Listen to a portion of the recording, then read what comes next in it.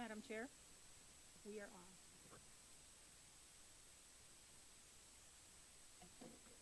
All right. The meeting of the Committee on Parent and Community Engagement of the Board of School Directors will please come to order. Will the Secretary please call the roll? Director Leonard, Present. Director O'Halloran, Here. Director Simpson. Present. Director Taylor has informed our office that she will be joining the meeting later. Chair Garcia. Present. We have 4 committee members present, and we also have President Peterson and Director Herndon joining the committee. Welcome. All right. At this time, we have a short announcement regarding interpretation services for the Spanish-speaking members of our listening audience. Buenas tardes y bienvenidos a la Junta Escolar de las Escuelas Públicas de Milwaukee. Si desea escuchar esta reunión en español, por favor llame al 312-626-6799. Nuevamente, 312-626-6799. E introduzca el número de reunión 608-130-5362. Nuevamente, el número de reunión es 608-130-5362. Gracias. Gracias. The Chair will now ask the Secretary to lead us in the recitation of the Pledge of Allegiance. I remind members to please keep your devices muted to avoid interference.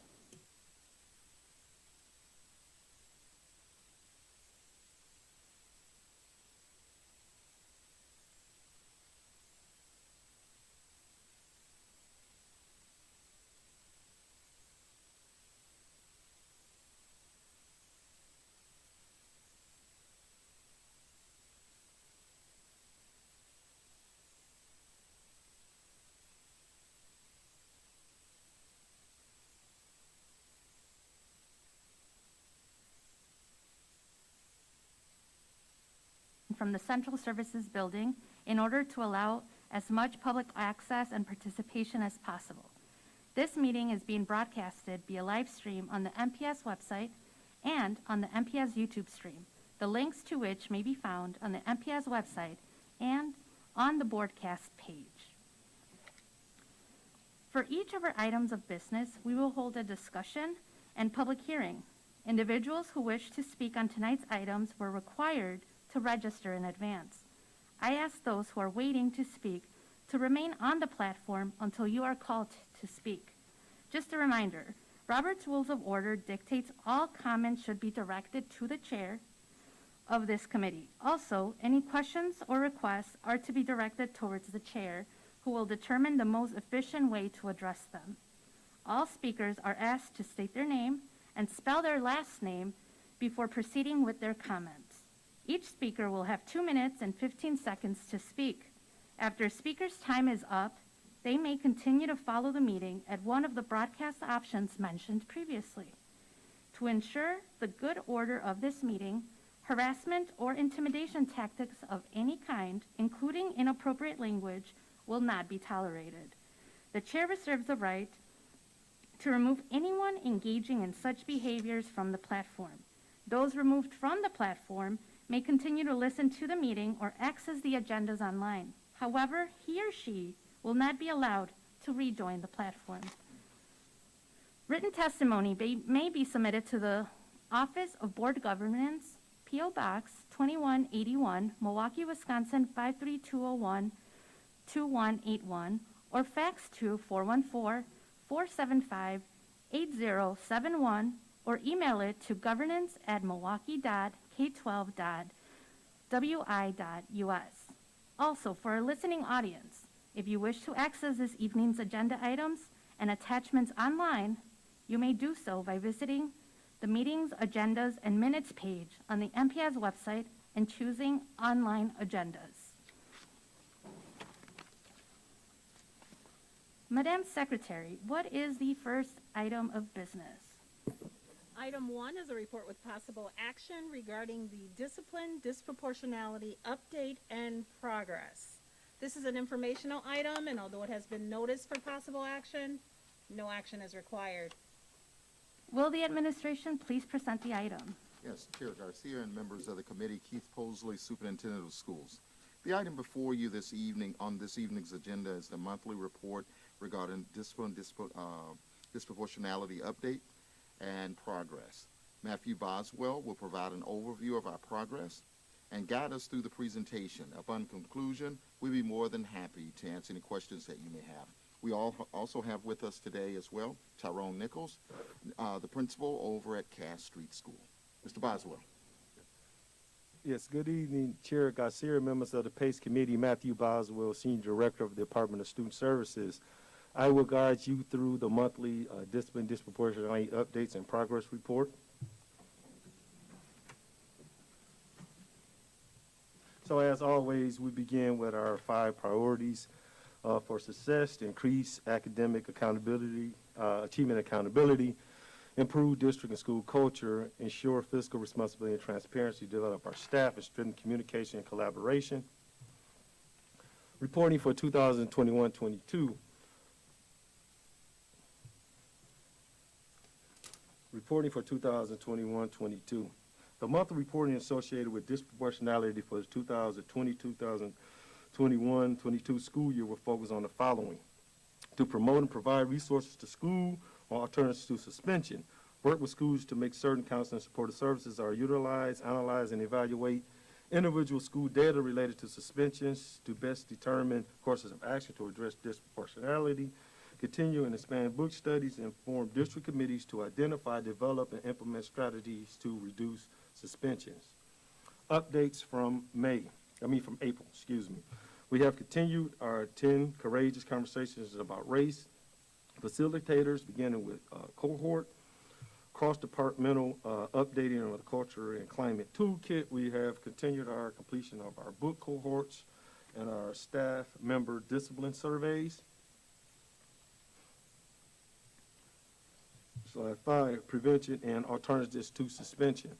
Monthly updates to all discipline champions highlighting student voice in the classroom, review implementation of 6 best practices to address discipline disproportionality.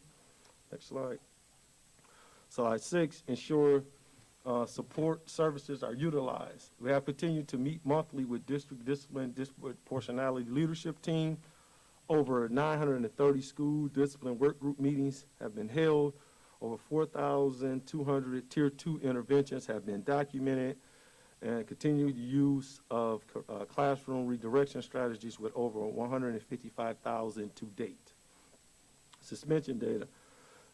Discipline data through May 31st, May 2022 was 3,135 suspensions in comparison to May 2019 was 2,968. Also listed, you see a breakdown of suspensions by ethnicity. May alternatives to suspension. It was 143 documented incidents of conference held. Council was 1,624 incidents documented. Detention, alternatives to suspension, was 107 incidents documented. Mediation, alternatives to suspension, was 75 attempts documented. Referral to Bennett Intervention Team, there was 9 documented. Repair and harm circles, there was 19 incidents of documentation of alternatives to suspension. And restorative conferences, there was 20 alternatives to suspensions utilized. We have continued and expanded our book studies. Over 2,900 staff members have attended courageous conversations against race exploration, district equity leadership team sessions with courageous conversations. These kids are out of control. Book by Richard Mueller. Book cohorted, completed. Social workers, completed year-long PLI reading, courageous conversations in small groups. District committees to reduce suspensions, a total of 226 student discipline committees held across the district. Feedback loop plan created, and themes have been identified. Next step, district-wide collaborative team reviewing data, student voice, analyzing what's working, identify who can support, and coordinating resources in the creation of a culture and climate plan for the 2022-23 school year in alignment with district and school goals, and to finalize our culture and climate toolkit. Additional sessions of courageous conversations, explorations, experience, and dope will continue. Courageous Conversations Facilitators Cohort completion, end of the year discipline survey, analyze, and end of the year data assessment with district discipline, disproportionality leadership team will be held. Thank you. As we do each month, we bring a school of highlight. This month, our school of highlight is Cass Street School. We have our outstanding principal, Mr. Nichols, here that will take you through the next portion of our presentation.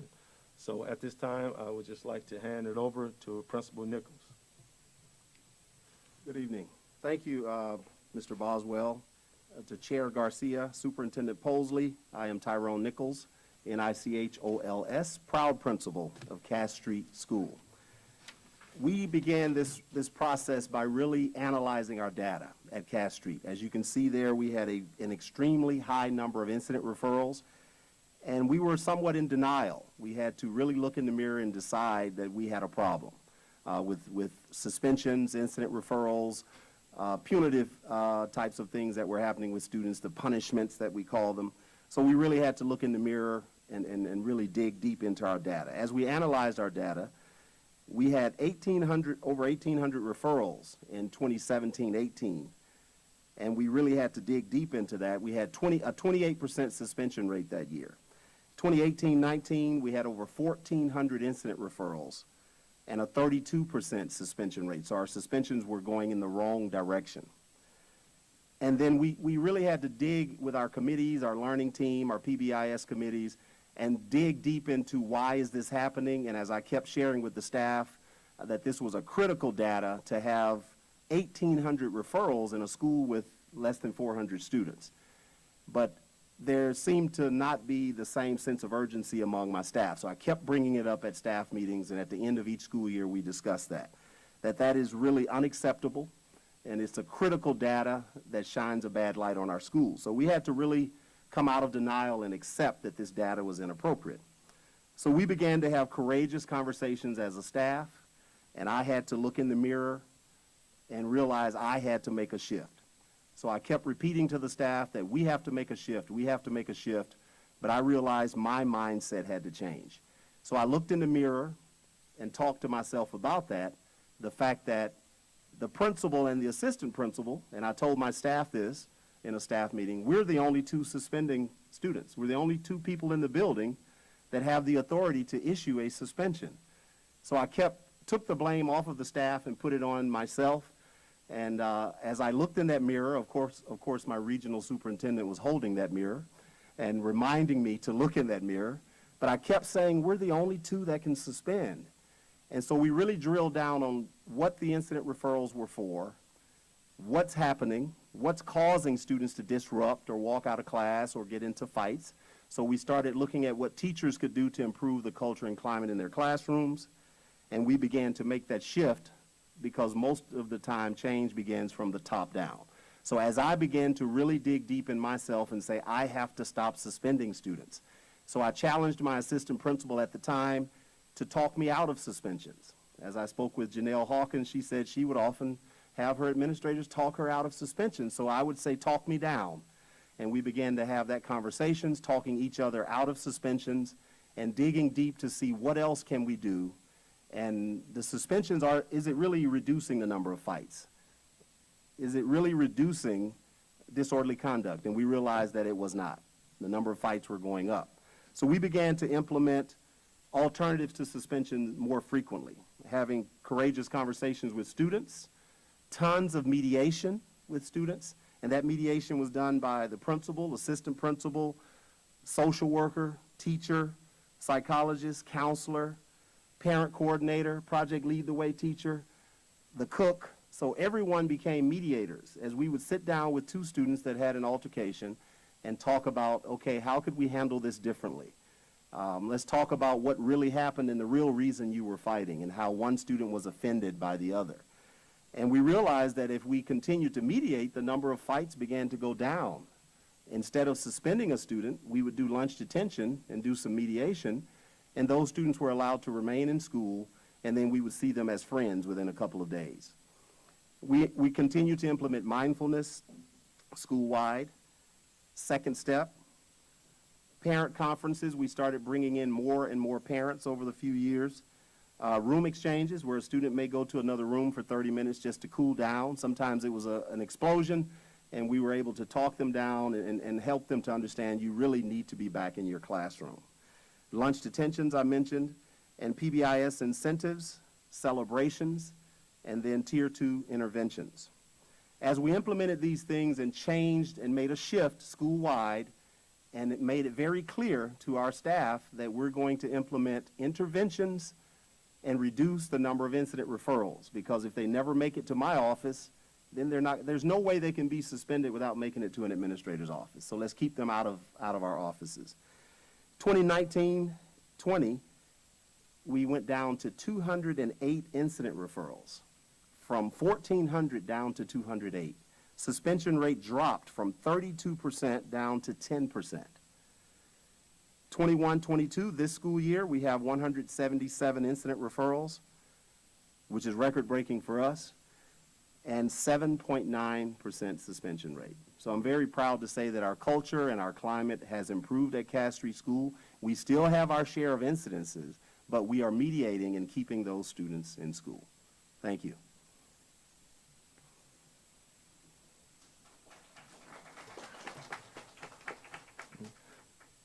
Thank you, Principal Nichols. At this time, we will entertain or take any questions that the committee may have.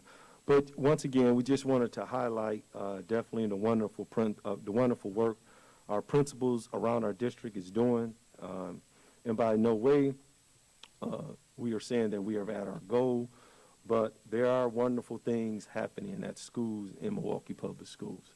And we just wanted to make sure we highlight that. We will, at this time, take any questions you may have. Thank you for that presentation, and thank you, Principal Nichols. That was very informative. And can you hear me better now? So I wanted to go to comments that have to do with the school presentation, so that then we can maybe invite any public testimony and then go back to questions related to the report. Is that okay? All right, so then does anyone have any questions related to the presentation or comments? Director Simpson? Thank you, Chair Garcia. I just wanted to say, thank you for that presentation. And I like what you said, that just not suspending, just saying we aren't going to suspend doesn't make the necessary changes. It really requires that deep work. It sounds like you prioritize that in your building. I love that you focused on mediation and that you were really, sounded like all hands on deck. And I was just wondering if there was, if you could share something about how, was there a structure to that, or, how you kind of involved everybody in the building in terms of making those connections with students to solve those problems. Thank you. Chair Garcia, members of the board. Yes, we really, the structure was to analyze incident referrals, to look at why is this being referred to an administrator. And I didn't mention we did revamp our T-chart, which looks at what's teacher managed versus administrative. And we found that more and more incidents that should have been teacher managed were being referred to the office. So we did have a structure starting with our PBIS committee, and as to have them more data focused, and then started looking at individual students where you may have one student with 10 incident referrals. So let's drill down and kind of see what type of intervention can we offer this student. So we really started to personalize the data. So it was really, there was a strategic approach to that, starting with the PBIS committee, our BIT academic and BIT behavior team. Let's look at the academics of this student. How often is he out of class? And we tried to, with the help of our parent coordinator, involve parents more. It's really still a challenge to this day to get parents more, to take more ownership of the child's behavior and to let them know that we're on the same team. Yeah. Thank you. Any follow-up? No, thank you very much. I appreciate it. Thank you. All right, other comments? Director Taylor, then Director O'Halloran. Yeah, thank you. I came in on the end, but I was glad to hear when you stated how, as the leader of the school, you looked at you, knowing that you give out the suspensions, and thought about changing that thought process and the narrative. And that stems from the lead down, and how that can change the whole environment within the school. So from what I heard, thank you for your work. I'm pretty sure it was diligent, and glad to see how things changed around and how we're looking at different alternatives versus keeping our babies in school versus them being at home. So thank you for that. Thank you.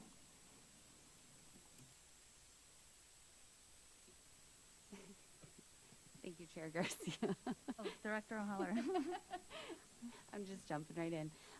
Yes, thank you for the presentation. That is such, I mean, seeing those numbers, that drop is really inspiring, and I'm grateful to everybody on your staff who was able to work through that, and the students who are working with the staff to help reduce these incidents as well. So you gave us a long list of things that were considered, and I think one thing that I appreciate about all of these is the presentations from the principals is that it seems like every place has one little thing that kind of changed the narrative or changed the trajectory. And so hearing you say, like, yeah, it starts with me, you know, I'm the one that's handing it out, I thought that was a very interesting, and I appreciate that level of like ownership over the situation. Is there anything that you like would recommend to some of the principals who are taking on this work? Was it just looking at the numbers and finally having it like just hit you over the head that like we have a crisis that we have to deal with? Or is there anything that you like would convey to help them have that courage to take this step? Because this is really remarkable, and I think all of our schools would benefit from it. Administration? Thank you. Yes. For us, I think my advice would be to any principal or school leader is to start by looking within. Also, to what we really did, and I had to spend a lot of time just really looking within, the fact that the suspensions were not reducing the number of incidents. And I had to keep saying that over and over because in all honesty, I called myself an old school principal. I just had this mindset, if you fight in my school, you're going home. And I had that mindset from when I was an assistant principal on up, you know, and I really had to dig deep. So for any principal, I think it's to look at there's an action, and then you issued a consequence for that action. A week or a month later, did that suspension or those 10 suspensions or 15 suspensions, did it reduce the number of fights? Did it reduce the disorderly conduct? And we had to come, or I had to come to the realization that it did not. It was not changing. My thing is the consequence should change the behavior. If I get a speeding ticket, I reduce my speed. You know, I hate giving away money. It's just me as a person. So I had to realize this is not changing the behavior. We're still having the same number of incidents. And as you can see, the incidents were up over 1,000 that were written up. Those are only the ones that are documented. And we had to just, I think for any principal to look within and decide that, okay, if it's working, that's fine. If what I'm doing is not working, is not changing the behavior for the better, then we need to make a change. Thank you. Thank you. And Director Peterson. Yes, thank you, and thank you, Cass Street School and leadership there. I had two very specific questions. One was, you mentioned one of the things that you did was mindfulness throughout the school, and if you could just describe that, I would be interested in that. And then I'll ask the second question. Administration? Thank you, Director Garcia, Director Peterson. For us, mindfulness has been around for a very long time at Cass Street School, over 10 years actually. So we start each day with our morning announcements, asking students to be mindful, to take a deep breath and pause. Also, in every classroom, there's a chime, and teachers are expected to take what we call a mindful minute, to just pause, take some deep breath, breathe, and be in the moment. So we try to practice that everywhere, you know, throughout the building. Also, when students are in trouble, we bring them in and we have them sit down and just calm After there's been an incident, students' hearts are racing, and we allow them to just breathe. So we started realizing that we can't really discuss the incident before everyone is calm. So that was one thing we started to look at. Even when the adult wanted to challenge the children, we would say, no, let's wait until we get to the office, let's sit down, let's give it a second to just kind of relax. So mindfulness kind of helps everyone to calm down and focus. Thank you, Principal Nichols. The second question I have is, well, one, I appreciate that you started with yourself, and it was the self-reflection and then the collective reflection on whether or not the suspensions were actually reducing bad behavior. But could you think back to maybe one or two staff people who might have also been in that old school mentality as a teacher, and how did you, is there any special way that you helped them see that there are different ways to deal with, in this case, in-class disruptions? Yes, Director Garcia, Director Peterson, that question, yeah, I can think, you only want me to think of two? I can think of more than two. Okay. There were many teachers that were at Cass Street long before I came there, and so there was a mindset. It really was just those conversations with teachers after school many times. The incident referral was written, I would say, let's talk about what really happened, and to talk about the child's living situation, that certain students wanted to be suspended and were asking to be suspended. And I would often say, what really does that change if a child sleeps until noon and plays video games all day? Many times they would come back and fight again. So really just multiple conversations with those teachers, walking down to their classroom to just discuss the incident referral, to say, yes, it was referred, we're not going to take it away, but I want to let you know, let's think of something other than suspension, to really face-to-face let them know we're not going to suspend every student that fights. We just had to come to that realization. So it took more than a year to really have those conversations with staff.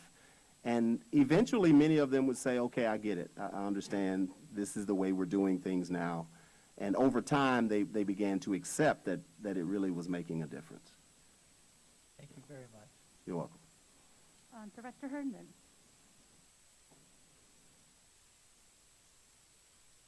Thank you, Mr. Nichols, for presenting this report, and congratulations on the success you've had thus far.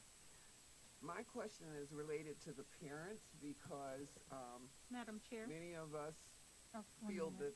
Director Herndon, are you able to pull your microphone closer to you? there we go. There you go. Thank How you. is that? Thank you. Just for our listening audience. Thank you. Many of us feel that the parent has to be coordinating with the school in order to have any degree of success.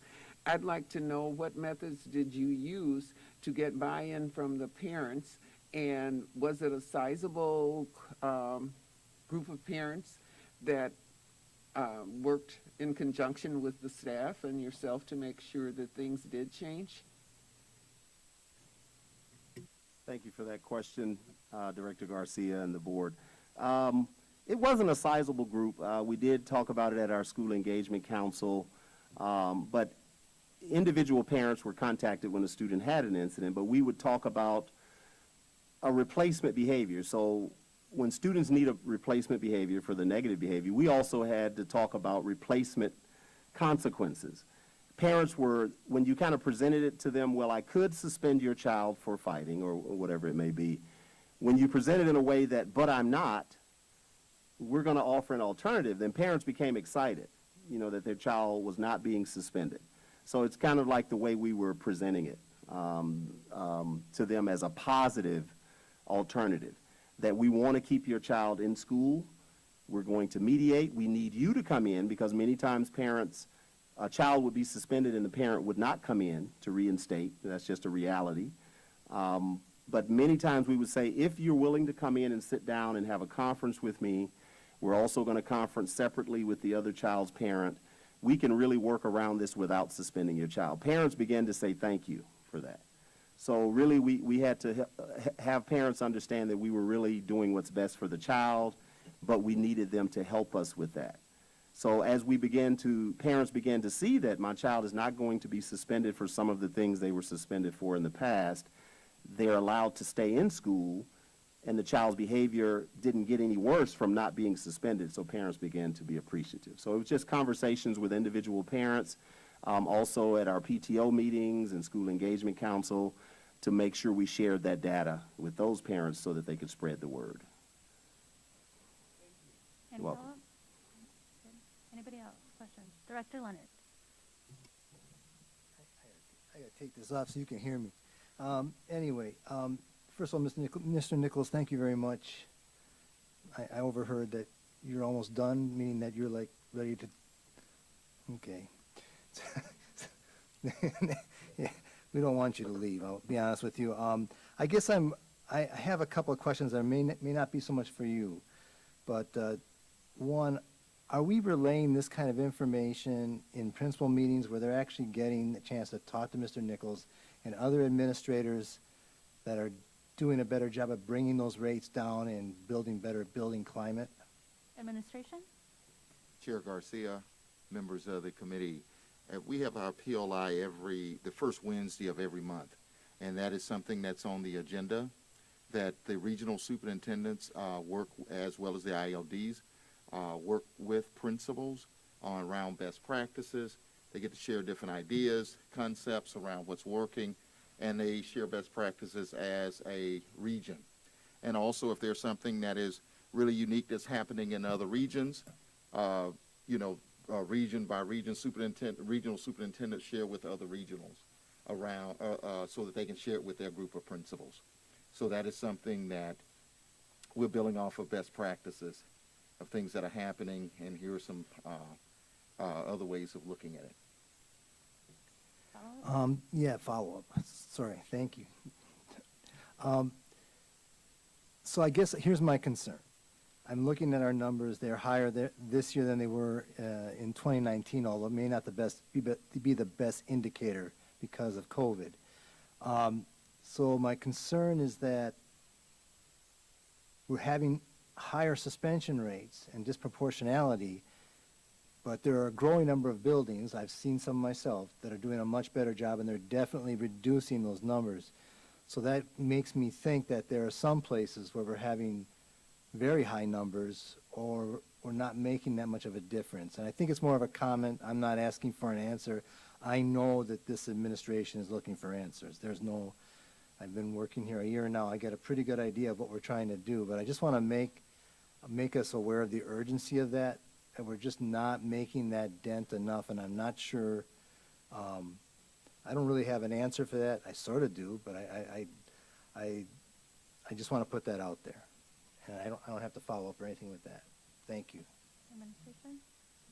Chair Garcia, members of the committee, I will assure you that we're doing everything that's possible to cut the number of suspensions. None of us wants to see suspensions at high rates, looking at how we can go about making those changes.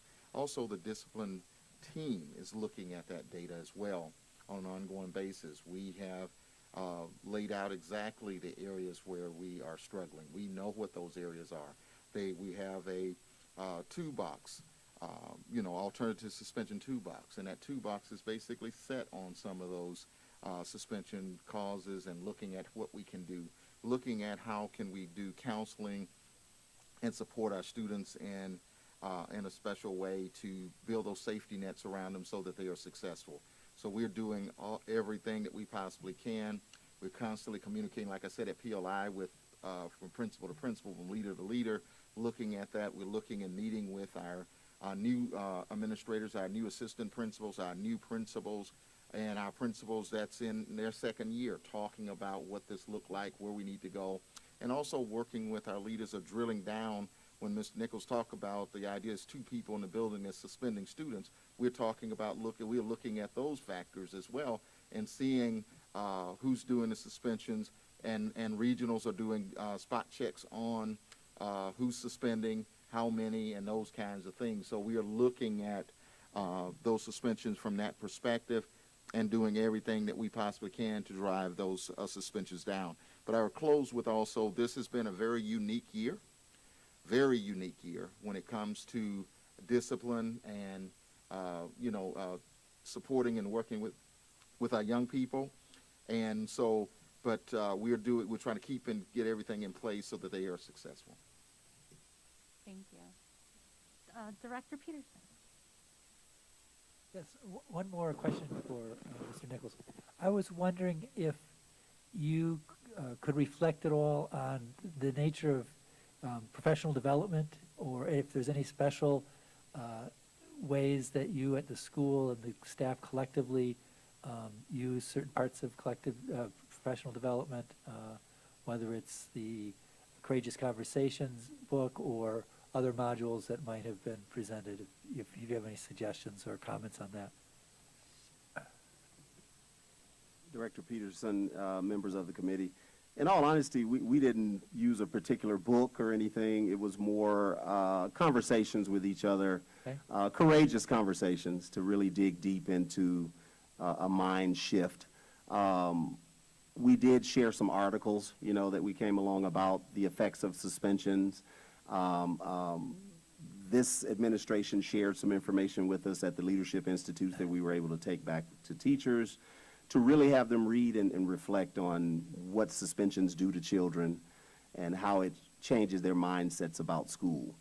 So articles, discussions in small groups and committees, grade level meetings, having teachers go and speak with other teachers about how do you manage your classroom, how is it that your students are so controlled, and to share those ideas. So it was a lot of internal conversations and meetings with small groups within our building to really say that this is Cass Street School and we have to take ownership of what's happening in our building, and to not blame. I never blamed teachers for the incident referrals or the suspensions. It was more, what can we do to improve this? So it was a lot of courageous conversations. I think that was the number one thing for us.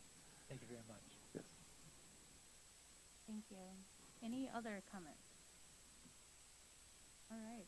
Well, Madam Secretary, is there any public comment on this item? Yes, Madam Chair, we do have individuals registered to speak on item number 1. We have 3 individuals. Would you like to go to public testimony? Yes, please. Okay, great. The first speaker that we have on the platform is Angela Lucas Foley. Please state your name, spell your last name, and begin your testimony. Good evening. Before I start my testimony, I want to make sure that the other speaker has been called. I know there was some mix-up on how we log in tonight. Madam Chair, members of the committee, every speaker who registered was given the link to log on for tonight's meeting. Thank you. Thank you. Angela Lucas Foley, Lucas space Foley. Thank you. Good evening, Superintendent Posley, Chair Garcia, and board directors. I come to you this evening as a white educator, a parent of 2 white students in MPS, and on behalf of We, anti-racist white educators of Milwaukee. While there are many concerns about this final update of the school year, I am focusing tonight's testimony on meaningful support for staff growth. Students do not suspend themselves. As I have said before, our Black and brown students are not broken. Our systems that serve our students are broken. Creation of documents and plans, though a helpful first step, are fruitless if they aren't based on a needs assessment. There were several surveys, plans, and toolkits mentioned in tonight's presentation. The District Discipline Survey. When will survey results from the District Discipline Survey data be available to the public? Culture and Climate Plan. This is a new document. What is the basis of this document? What needs are guiding this document? How will the community know if this plan aligns with ongoing staff needs? Culture and Climate Toolkit. This is a previously mentioned document. When will this toolkit be available to the community? What student input will the district be using to inform the use of this toolkit? Use of system-changing professional development. Initial training is helpful, but new skills and new processes take time to become automatic. Learning and unpacking individual race and system racism takes time and practice. Courageous conversations about race. The district has invested monetarily in courageous conversations about race. What evidence does the board of directors have that this investment is being cultured, supported, and embedded? Specifically, how is the efficacy and impact of the courageous conversations about race and book studies, among other initiatives listed, being assessed? What is the plan for embedding, supporting, and coaching the principals as outlined by Glenn Singleton with courageous conversations about race? Time and autonomy of school-based leaders. The community would like to know, how are school leaders empowered to recreate the school structures so that all students can thrive? How are school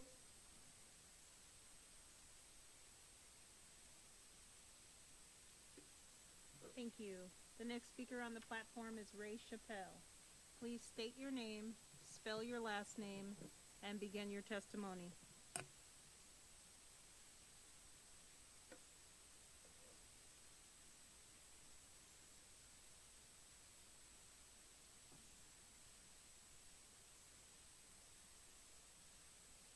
Okay, we will come back to Ray and make sure that she has the speaker has the appropriate link to log in. Yes, we have one more speaker on the platform. Angela Harris, please state your name, spell your last name, and begin your testimony.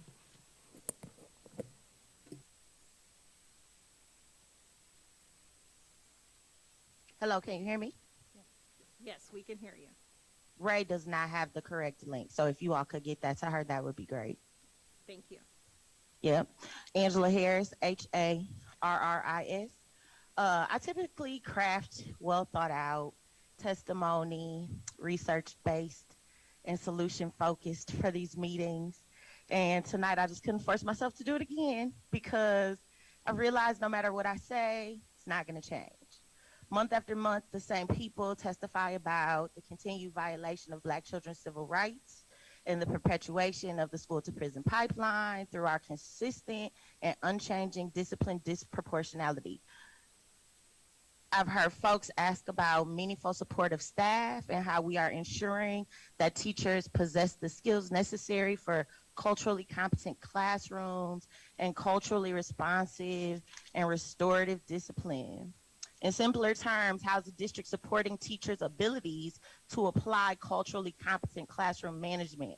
Month after month, questions on how our district has integrated an explicit focus on equity into our discipline initiatives. Month after month, I hear questions about student involvement and ensuring their needs and voices are at the center of this work. Month after month, I hear questions about how board members are going to hold this failing system accountable and address the racism and white supremacy that created our discipline disparities in the first place.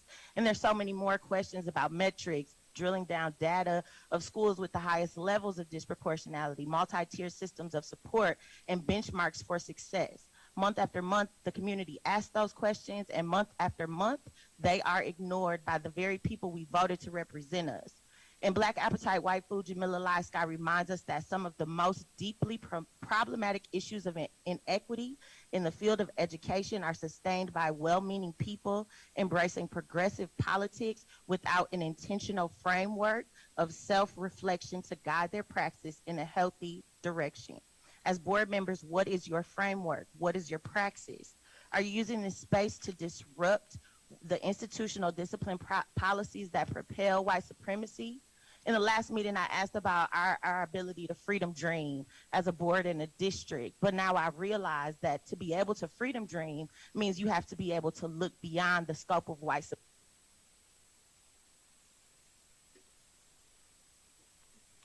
Thank you. Madam Chair, we do have one speaker, Ray Chappelle, who we will work with and make sure that they can log onto the platform.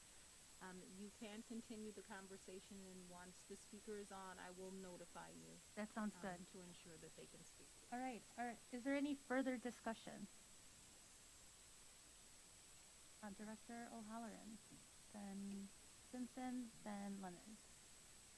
Thank you, Chair Garcia. Sorry, I just want to make sure it was on. I did write down 2 notes. I was wondering if I could hear more from administration about the feedback loop plan that's been created and more about the results from the staff member discipline survey. Administration? Chair Garcia, members of the committee, John Jagman, District Discipline Manager. So first, the feedback loop we are looking to create with students is also going to advise the Superintendent's Advisory Committee of students. We are looking at having students on a monthly basis, like they currently are, meet at the school level at the middle and high schools and talk about some of their concerns and recommendations. And then using the submission form through Qualtrics, we are going to have specifically those recommendations at the school level go directly to the school administrator, and then those that are the district concerns are going to come to the district level, and I am working with David Valdez, who oversees that work as well. So we get those, and so that we are compiling on a monthly basis those recommendations from the school that are more of a district recommendation, and then those going to the school are going to go to the school administrator, and at the same time, when those are received at both ends, either the school administrator or us at the district level are then going to be submitting our responses that then can be shared with the students at the school level on a monthly basis. So that's always the process we've envisioned. We're just making it more technical, where the Qualtrics is kind of automatically making sure those right people are getting those on a monthly basis. And then the discipline survey, we are looking to keep it open through the end of traditional school year. We did have it closed for the early start school year, but we are looking to have it open through the end of the traditional school year. So we are looking to close it next week. We currently have, I believe I left about 1,900 responses. Once that's closed, we can work with the research department and have those results shared with whoever would like them. Yeah, I do. I just have one question. You said you'll go through the process of analyzing the 1,900 comments and produce it into something that is consumable, I'm assuming, and it would be made available. How would it be made available? Will it come back through committee, or would somebody reach out to the department if they were interested in seeing the results? Administration? Chair Garcia, members of the committee, we can work with governance to ensure that all of the board members get it, and then as part of that district. So I was looking through the updates for tonight, and I know in there was mentioned Tier 2 and how, a little over 4,000 students were enrolled in that or participating in that. Do we have like a success rate on how that went this year, or is that something that we could get some information on? Chair Garcia, members of the committee, John Jagman, District Discipline Manager. So success at Tier 2, Tier 3 does get a little bit more difficult because we are just analyzing, has a plan been created, and number of data points. So we could analyze the number of students with X number of data points, but the conversations of what success looks like might look like for student A versus student B. So it is difficult to answer at the district level. That is the discussions that the schools should be having at the school level. And follow up, yeah. So kind of related to that, the Culture and Climate Toolkit was mentioned. Is there some way that we're getting feedback from staff in terms of what are some effective tools, or what's working, what's not working? How is that revision of that tool kit happening in terms of, maybe getting feedback from staff and students, and as revisions are made, how will that happen? Administration. Chair Garcia, members of the committee, so correct, the Culture and Climate Toolkit has been in existence for maybe the last 4 years now. We are looking to kind of totally revamp it going into next school year based on the results of the discipline survey, based on some of the student feedback, and then based on every school has a discipline champion. That group has in the past always reviewed it, so we are looking at what are some of the more common interventions being used in the classroom, and making sure that all staff members have that, talking to administrators like Principal Nichols of what are they doing and what are the gaps there. So we do have membership of those various groups, the discipline champions, administrators, different departments within the central office as well, looking at that and seeing what works and what doesn't work, all kind of in that new revamped toolkit. Thank you. Thank you. Director Leonard.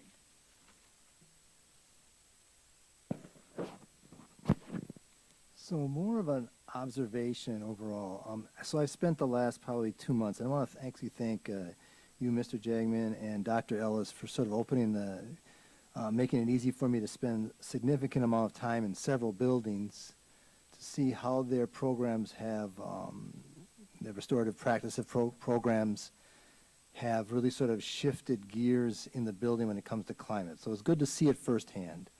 I believe that the idea for anybody, whether you're a board director or a teacher or a parent, is to have all hands on deck and make sure we're making every difference we can in our buildings to make that change. So part of what I've been doing is just asking a lot of questions and interviewing people and talking to people and getting a better idea. Today I just finished the 9-hour course on Courageous Conversations, which actually I found very helpful. I wish I would have had that 4 years ago. But I just want to make a couple of comments that I have received from a significant number of high school students from those buildings and a few other buildings, I should say. One thing that a significant number of them complain about is an inconsistency in access to certain staff members, not, counselors, psychologists, social workers, adults that could be mentors, I guess, in the building some spoke of, but they just are not always there.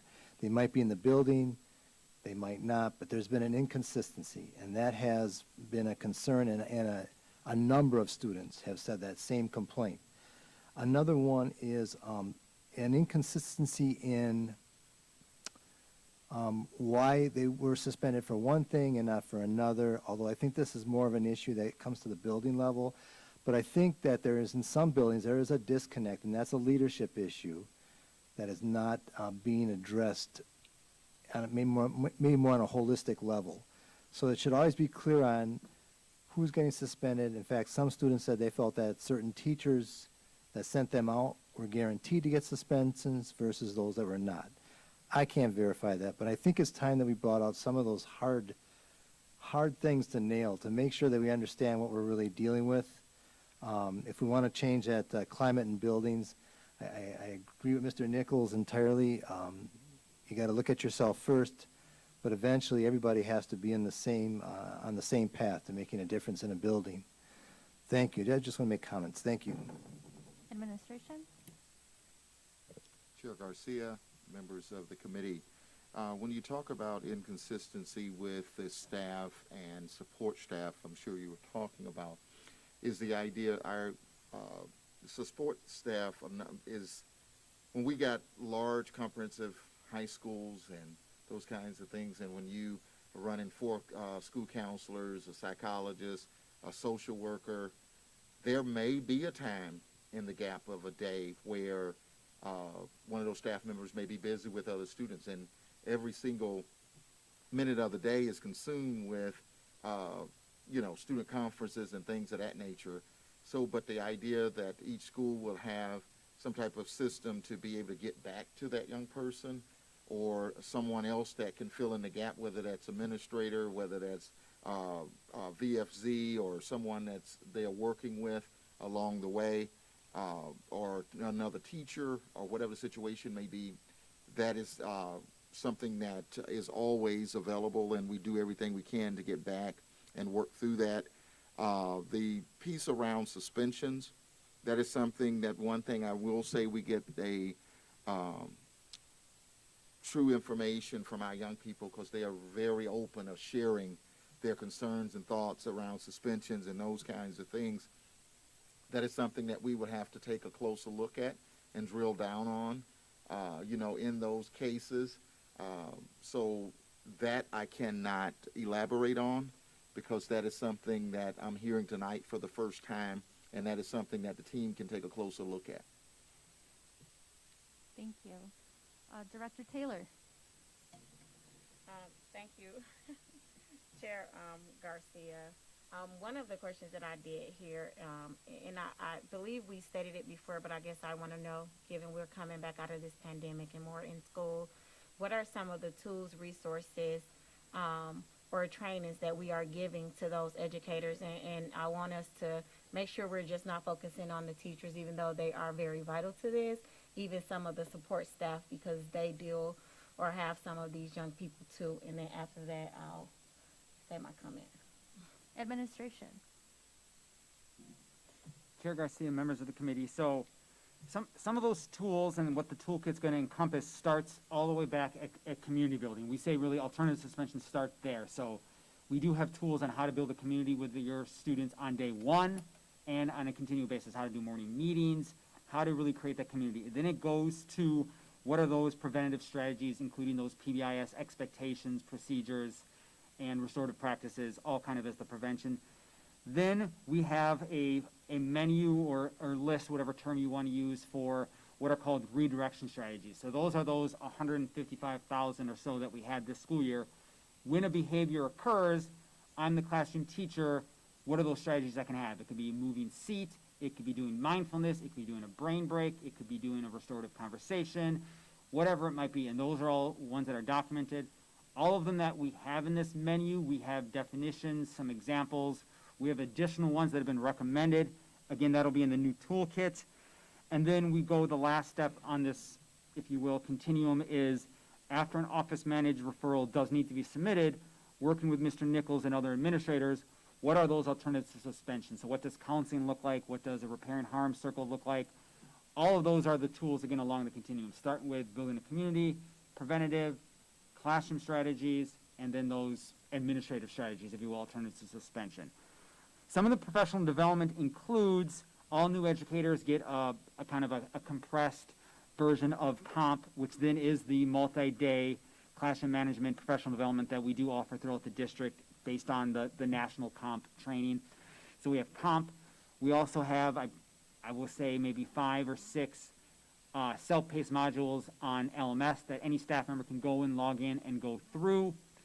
Restorative Practices has theirs. Introduction to Restorative Practices, Repair and Harm Circle, Facilitating Circles, Professional Development done in person, virtual or in person, but that's an all-day seminar that they can attend. Same thing with PBIS. They have the Introduction to PBIS, Professional Development. Mindfulness still offers their professional development and of the such. All of those are in LMS. What we are also organizing to do is part of this toolkit is we've created a directory of support. We had it last year, but it's a directory of support for the schools that list all of these professional developments and kind of who offers them. So they know, hey, I'm looking for comp. I know to reach out to violence prevention instead of, I'm interested in comp, but I'm not sure what the next step is. So all of that is contained in what we call our directory of support as well. Thank you. Follow up? Yeah, I guess 2 follow-up. One is I'm grateful that we have all of that, and I think about as a past employee, right? There were some things that we had that were mandatory, some things that was recommended. And so when I think about what we're doing in this work, in this space, I think some of it should be recommended. I've said in some meetings, and this is not towards anyone who absolutely could have been an email, but I think something of this importance is training and professional development that should be somewhat mandatory. Also, I heard, I believe, Principal Nichols state that he looked at some of those individual young people, babies, that had possibly 10 suspensions and tried to get to the root of what they were. And not that I want to single out any of our young people, but for some of those that we may see on those numbers of chronic suspensions, you know, we need to dig in a lot deeper to see actually what's going on, to see how can we assist and help them, because majority of the time it is something deeper that's going on.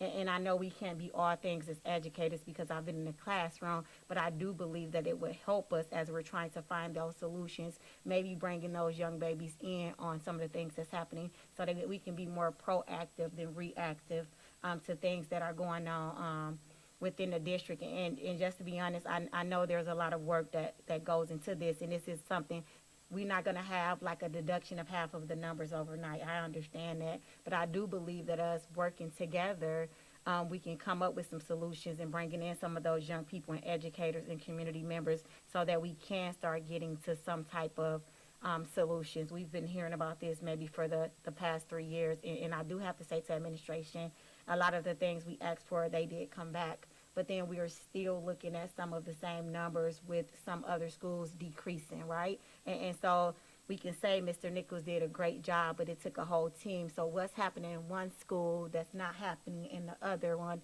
that we can't get those deductions, and that maybe some things that we need to look at, and that's not to say that one administrator is better than the other one. We're not pitting people against each other, but we have to get to some of the roots and how do we move forward, or we'll be talking about this for the next 5 years and continuously being questioned about why are we seeing numbers like this. And to be honest, I have seen more young babies of colors in the office getting suspension when I worked in the school, and majority of them was young black males. Like, if we can just be plainly honest about that, right? And that isn't to say anybody was doing anything wrong, but obviously there's an issue. Until we fully address that and talk about the elephant in the room, we'll continue to have these type of conversations. So, you know, as someone that has two young black boys, you know, and one that's still within NPS, I gradually talk to him and look for ways that we can assist and help them. And as the board of directors, as the administration, as educators, you know, I think we need to start drilling down and looking at different ways outside of the box that we can get to these babies and help them succeed, not just in NPS, but succeed as they leave our school buildings in the community. Thank you, Chair Garcia. Administration. Chair Garcia, members of the board, one of the things that Director Vice President Taylor talked about is basically humanizing the data. And that's what we are asking our leaders to do, is to humanize the data to make, and Principal Nichols kind of talked about that. When we drill down, who are we talking about? We also know that reason we pull all of our leaders together and at PLI and talk through these things, we're looking at best practices. We know best practices work, and we know that we have to have best practices lined up in one place. It might work, and then something else may work in another place, but having a toolbox of those things. But also, when we drill down our data, taking a close look at our data, when we examine the data from discipline that we have, first and second grade students in the elementary school leads the way. And we have board policy around not suspending first and second grade students. So we're working through that particular piece because there are students that some kind of way are being suspended. And so, and then when we look at the high school level, is our other area where we have a large disproportionality when it comes to high school students.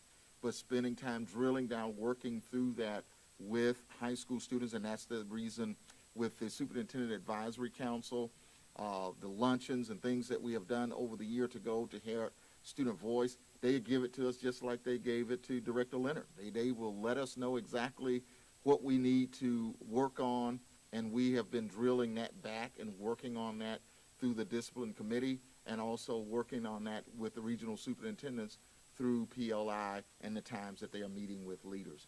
So we all have to do the same thing that Principal Nichols talked about, is looking in the mirror and looking at that data. Any follow-up? Let's continue to see how we work together and really drill down. And I guess I would like to see, and not with names, right? And not that I want to reduce them to numbers, but I guess more of that insert and in depth with some of those individual young people that have a high number, a higher number proportionately of suspensions. All right. Any other comments? Director Simpson. Thank you, Chair Garcia. I guess this is just a comment, you know, not to take away at all our, you know, role and responsibility in this, but I also, you know, think it's really important, you know, to call on city leaders, county leaders to help us in this effort. You know, looking at issues of equity in our city and what's being done in a broader perspective in our neighborhoods to address some of these issues, because we all know that our schools are reflections of our communities, and you know, we can't build walls around our schools to keep everything out. So I think it's important that we have these conversations, and I also think it's really important that as a city we're looking at some of these same issues, and if there are ways that we can build bridges, and as you know, Director Taylor talked about working together, you know, I think that that's really critical if we're going to make some strides in our schools, but also within our city. So just a comment. Administration? Chair Garcia, members of the committee, I 110% agree We are working with the county as well as the city, and thanks to Vice President Taylor, we've been meeting on an ongoing basis. We're working with 414 Life, the Office of Violence Preventions. We're working with the groups that does the interrupters, that Hope Violence Interrupters we're working with, and doing everything that we possibly can to partner with various groups to be successful and build safety nets around our young people. And I will be the first to say we get calls on a daily basis from a lot of those groups that provides us information that we may not even be aware of. And so, that's as well as with the city, so city and county. So those things are taking place. Excellent. And I'd like to make some comments. Pass the gavel. So noted. Director Garcia. Thank you.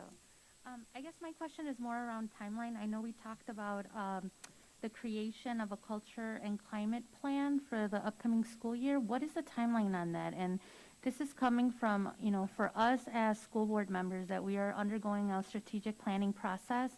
I would really like to have that information in parallel, as we're discussing all things, because I think this is a very central component to a lot of the conversations that, as a board we've been having that's tied to, all sorts of things laterally and across, the district. So what is that timeline looking like? Administration. Chair Garcia, members of the committee, Matthew Boswell, Senior Director of the Department of Student Services. So yes, that timeline for the discipline action plan for the 2022-23 school year. As we close out the school year and we have an opportunity to analyze the data, as Mr. Jagman mentioned, we will be working with the various disproportionality team, all departments represented, student voice, and we will be putting together a plan this summer, and we will present that to the committee prior to the beginning of the school year for feedback, input, so on and so forth. So we will put out a detailed timeline. The main thing is just waiting for the school year to end and then make sure that we can do our due diligence, I would say, in terms of analyzing the data before we start preliminary measures to making a full body plan. But those activities have started. Outlines of the plan has begun, and meetings have already taken place. So we'll be more than happy to get you the information in which you requested. Thank you so much. Director Garcia, do you have any other questions? That was all. Okay, so just to be clear, we're July or August? You said before school starts, so July or August, or just stay tuned? Yes, so, well, first of all, sorry. So, Chair Garcia, members of the committee, yes, so we will get that prior to the beginning of early start school. So we will get you that timeline in terms of the completion. What we wanted to do is once a draft is completed, we will then provide that information to the committee for any type of feedback before we finalize the document. So within that timeline, we will have a completion date within that timeline. Thank you. Pass the gavel back to Director Garcia. So noted. Excellent. Madam Chair. All right, so seeing no further discussion. Madam Chair? Yes. We do have Ray Chappelle on the line who has been able to access the platform. Excellent. Let's hear our speaker, please. Okay. We will go to the last speaker that we have registered for item number 1. Ray Chappelle, please state your name, spell your last name, and begin your testimony. Ray Chappelle, white educator and member of ROE Milwaukee, CHAPPELLE. Thank you. Chair Garcia, members of the committee, here we are for the last time this school year, asking the same questions we have been asking since fall. The same questions that have been left unanswered all year.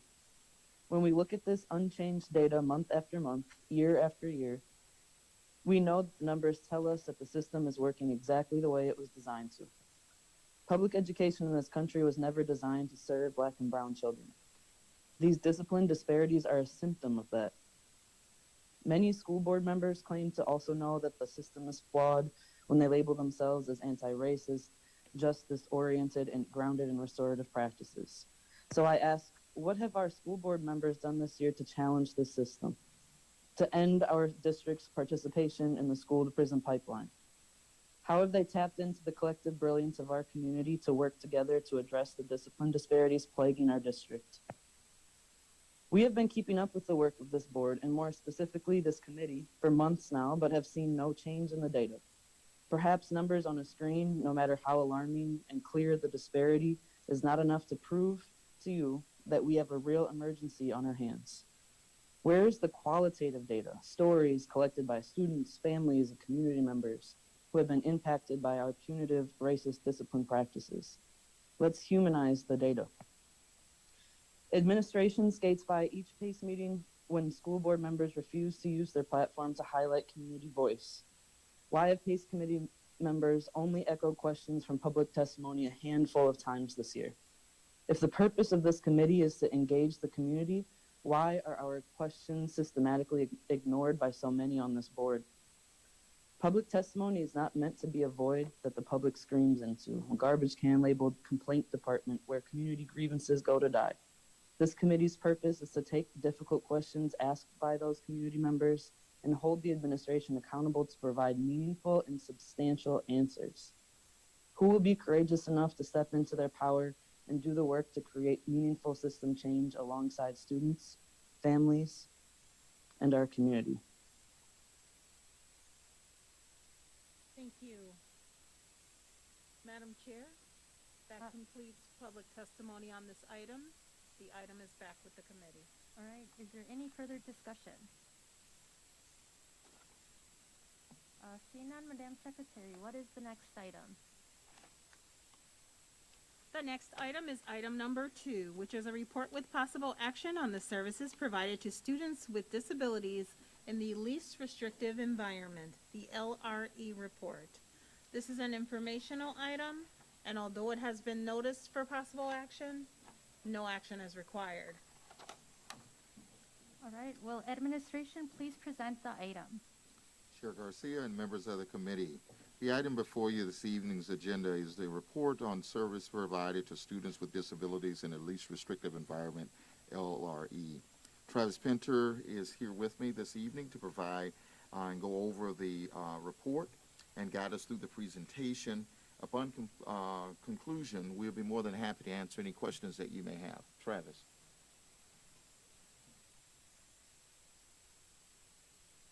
Chair Garcia, members of the committee, Travis Pinter, Senior Director of Specialized Services. It's my pleasure to be here with you tonight. Our quarterly LRE report reflects a metric, least restrictive environment, that is one of the fundamental principles of special education. The June report allows us to compare to last year's numbers, if you are able to look from May to May in there, which is helpful given these tend to undergo small adjustments, both up and down, from month to month, but the yearly comparison grants a large enough time period to warrant a more meaningful analysis. I would point to attachment 1 on the second page for the table there to so you can look at it as I speak to it. I'm happy to share that our students with disabilities are spending more and more time, as reflected in these 3 metrics, indicators A, B, and C, with their non-disabled peers than they were last year at this time. You'll note that all 3 have progressed favorably. That's with A increasing, if you look at May 2021 to May 2022, and B and C decreasing, which is the direction we want them to head. This positive impact on our LRE numbers has been achieved a variety of ways. We trained quite a few teachers this year, utilizing our staff Saturdays in part with the alternative curriculum. This includes understanding when students do not require the alternative curriculum, as well as how to use it when they do. Our bridging units continue to offer students more time amongst non-disabled peers with drop-in and inclusive supports rather than exclusion. We continue to lower our percentage of students in the alternative curriculum to just above 1% at this point, which is DPI's threshold for us. And our EBU support services, we're traditionally called our EBU for emotional behavior units, are being rebranded as EBS, or emotional behavior supports, not tied to the unit In other words, this is comprised primarily of school psychologists and social workers who formerly supported students with disabilities, primarily in their special education classrooms, now working with them in the regular education environment. So all of these things, I believe, have helped contributed to these numbers. I also would like to mention that our report card comments have recently been updated, and with the help of Directors Herndon and Leonard and parental feedback and some meetings we had with all of the directors in our academic office. This may seem like a small change and maybe somewhat unrelated to LRE, but I believe it is because, and it will show going forward, because we've been able to give our teachers much more flexibility in what they're reporting on report card comments. We listened to parent feedback that said it wasn't strength-based, it wasn't terribly helpful, and we saw that, and so we as a group worked through that, and there are comments now that could speak to SEL, for instance, student shows respect for self and others.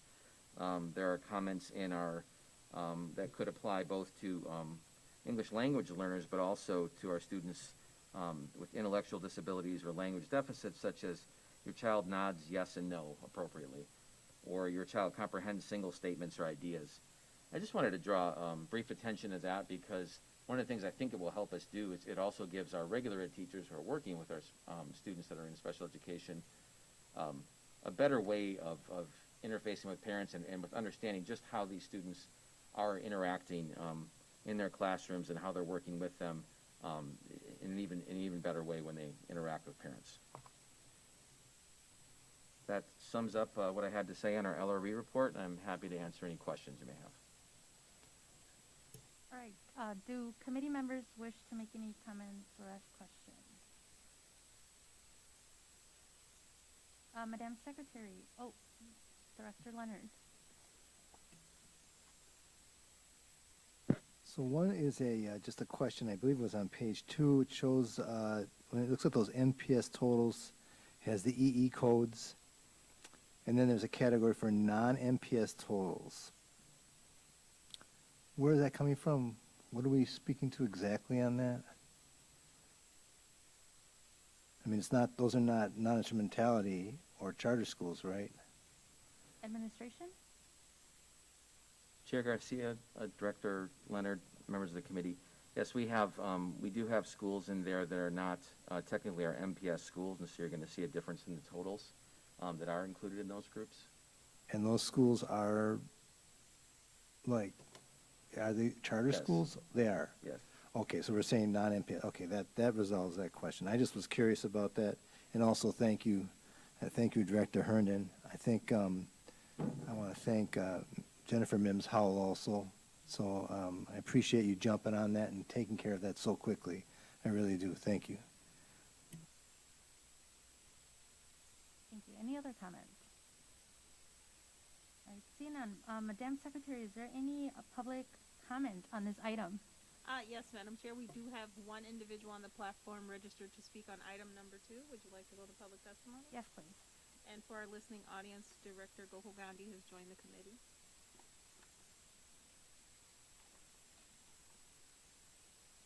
Okay, on the platform we have Angela Lucas Foley. Please state your name, spell your last name, and begin your testimony.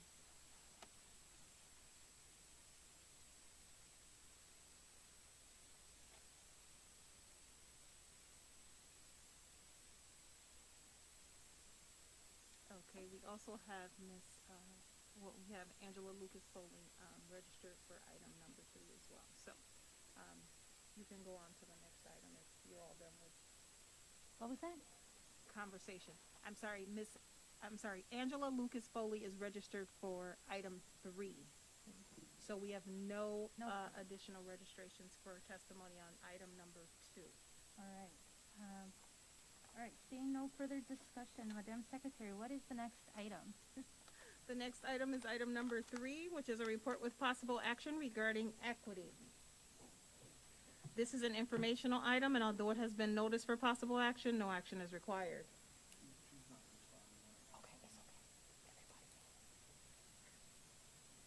All right, will the administration please present the item? Chair Garcia and members of the committee, the item before you on this evening's agenda is an update regarding the Department of Equity, Access, and Inclusion To report out on this item this evening, I have with me the entire team, but I'm going to start with Dr. Patricia Ellis. And after the team has completed their presentation, we'll be more than happy to entertain any questions that you may have. Dr. Ellis.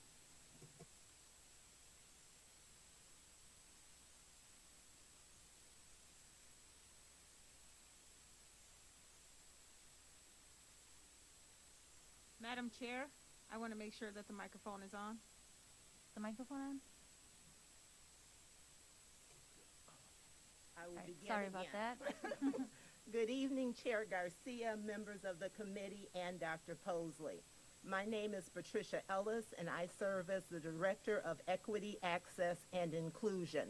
This evening, I am excited and honored to be joined by Shauna Perry Finch, Underfield Supervisor, Restorative Practices, Gail Mahan, Positive Behavioral Interventions and Supports, PBIS Coach, Nathaniel Deans, Director, Black and Latino Male Achievement, BLMA, and Ebony Lewis, Director, Gender and Inclusion Identity, GII, to present the Equity End-of-Year Report that reflects the collaborative and integrated nature of our work with each other, schools, families, community partners, and with ambitious instruction, accelerated learning. All work across our departments is aligned to the 5 priorities for success.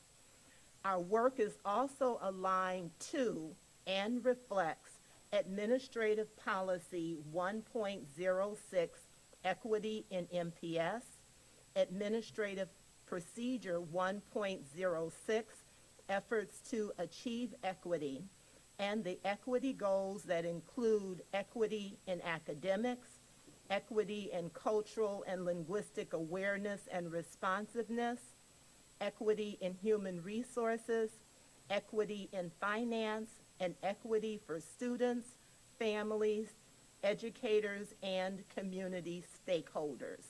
In all that we do, we are intentionally focused on meeting the diverse needs of students, staff, and families using an equity lens and culturally responsive practices.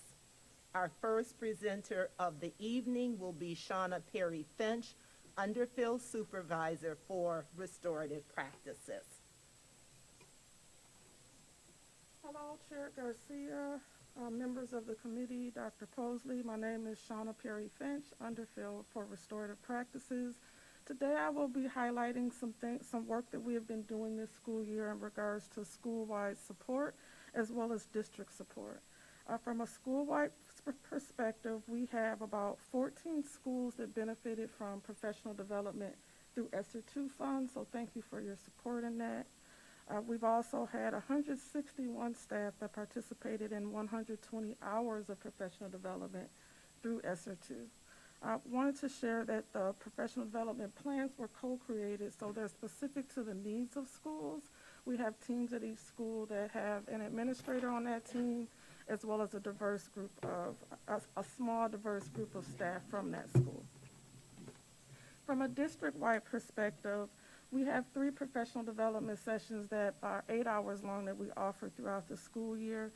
Though an unusual year, we have had about 84 staff that have went through at least 8 to 16 hours of professional development this school year. 74 of them have participated in the full Foundations of Restorative Practices professional development.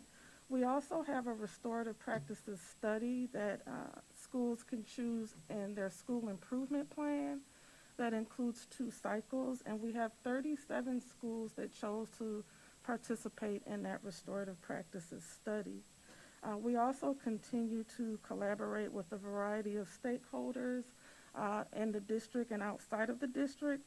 Some of the work that we've done has been with City Year. They have a network for school improvement that focuses on mental health and support, and we have provided some professional development for them this school year.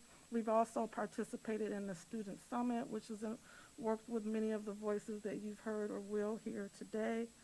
And I'm most excited to talk about us volunteering with the Black and Latino Male Achievement Program. I know they'll be talking about it, but their first mental health symposium. It was truly an honor to be a part of that event and to be able to volunteer in some way to help them with that. Additional highlights is we have about 8 schools that are receiving ongoing coach support throughout the school year, which has impacted about 1,900 students. And we have 6 high schools that are teaching the Restorative Practices elective course that is supported about over 579 students.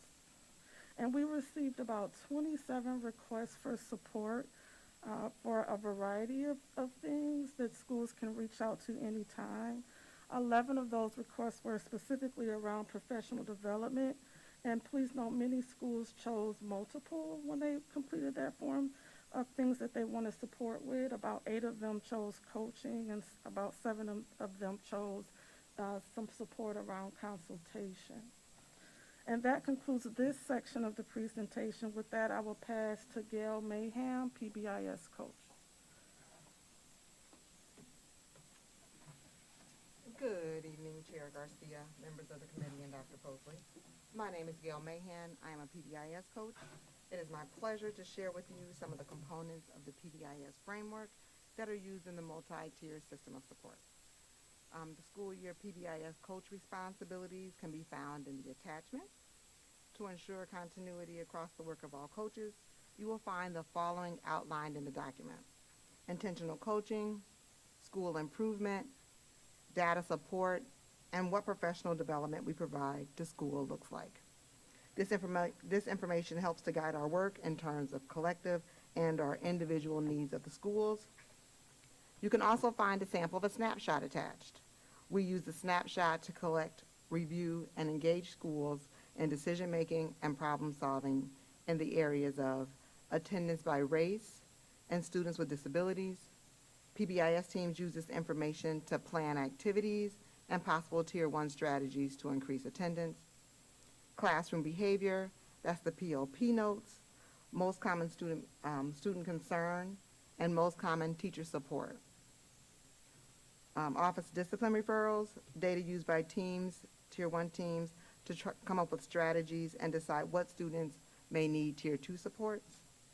The school improvement plan, we support goals 5 and 7, using monthly PBIS and bit minutes to provide guidance and feedback on next steps using the continuous improvement process. Behavior interventions, monitoring monthly Tier 2 and Tier 3 supports. The goal is 10 to 15% of students receiving Tier 2 supports and 5% of students receiving Tier 3. The tiered Fidelity inventory. This survey was taken by 100% of all schools along with their PBIS coach. The TFI results are used to create an action plan to increase fidelity of implementation.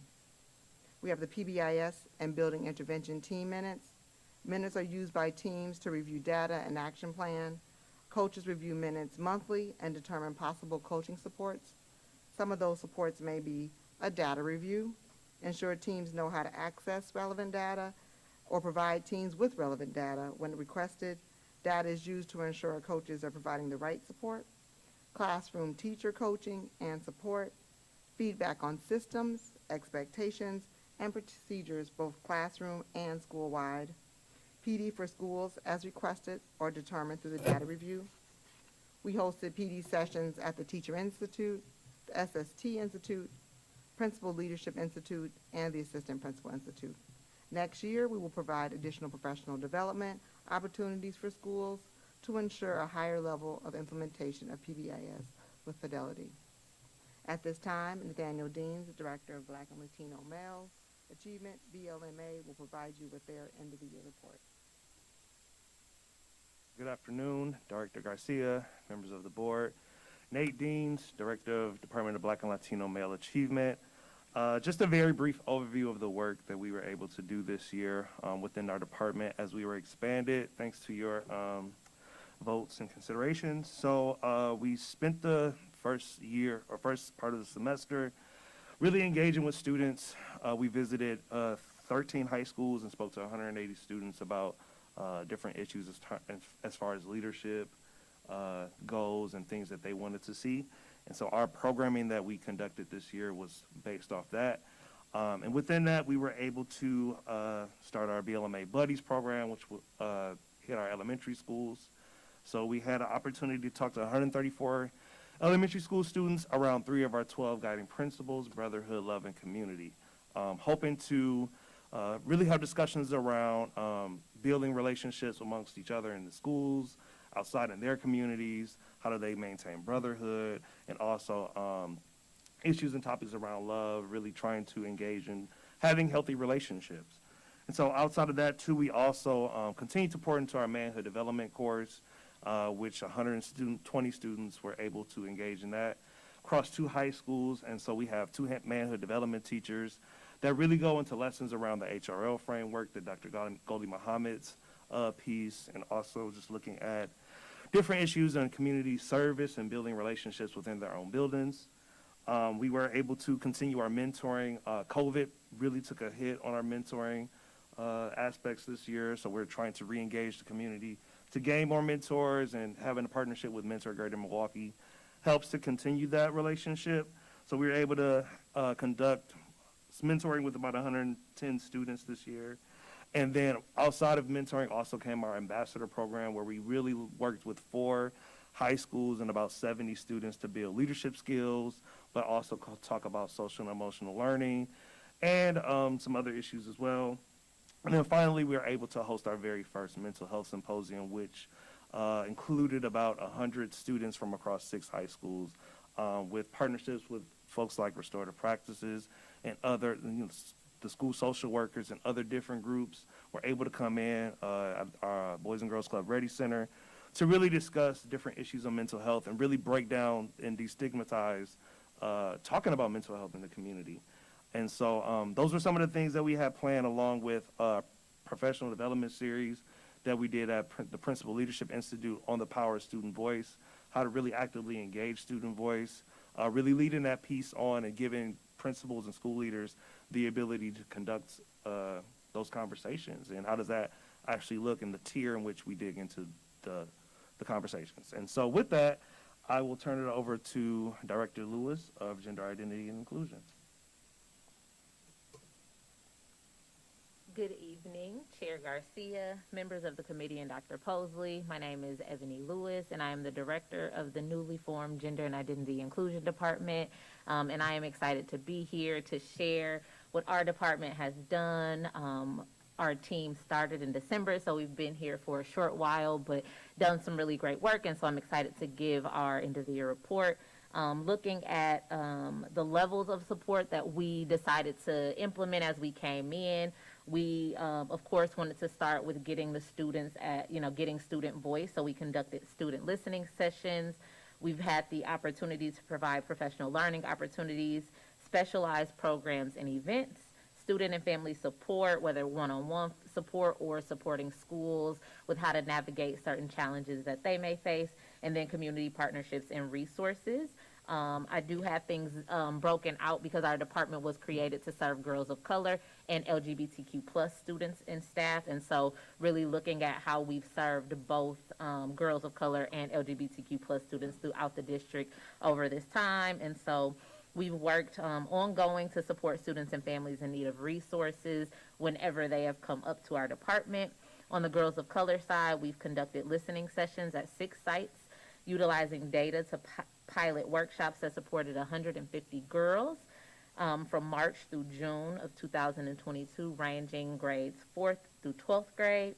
We were able to host our first annual Denim Day event to bring awareness around sexual assault. The event was in April. We had 100 students attend in person to receive training around sexual assault that centered around consent, understanding assault, and tips, tools, and resources on how to report and begin healing. We also had sites that asked us to come in and provide that training to students, and so we were able to serve 200 students collectively, one at our in-person event and then through going into several schools to provide that support. And altogether, there were 9 schools that participated either in person or through us going to their schools. And then we've worked to build partnerships with Pearls for Teen Girls and Girls on the Run to work on really how we're going to scale this work in the new school year. And so we've worked with them to be able to serve 10 additional sites on top of what we'll be able to do in the new school year. And then as far as LGBTQ plus support, we have provided our LGBTQ plus module training for 14 schools and or programs, and we've served approximately 145 staff throughout the district with that specific training. We've assisted with the creation and sustainability of gender sexuality alliances, also known as GSAs, throughout the district. 20 sites currently have an active GSA club at their school. Approximately 350 students have participated in either their GSA club and or a special event put on by the GSA in that school. And then we have 3 sites that are emerging. And then we also have the updated Milwaukee Public School Gender and Inclusion Guidance. It was originally created in 2017. However, our LGBTQ plus coordinator, myself, and a few additional team members have worked together to update that guidance, as we understand that 5 years since it was created, it's going to need some additions, and that was created to support our transgender, non-binary, and gender non-conforming students throughout the district. And with that, that is the end of my report, and I will pass it back to Dr. Ellis. Thank you all.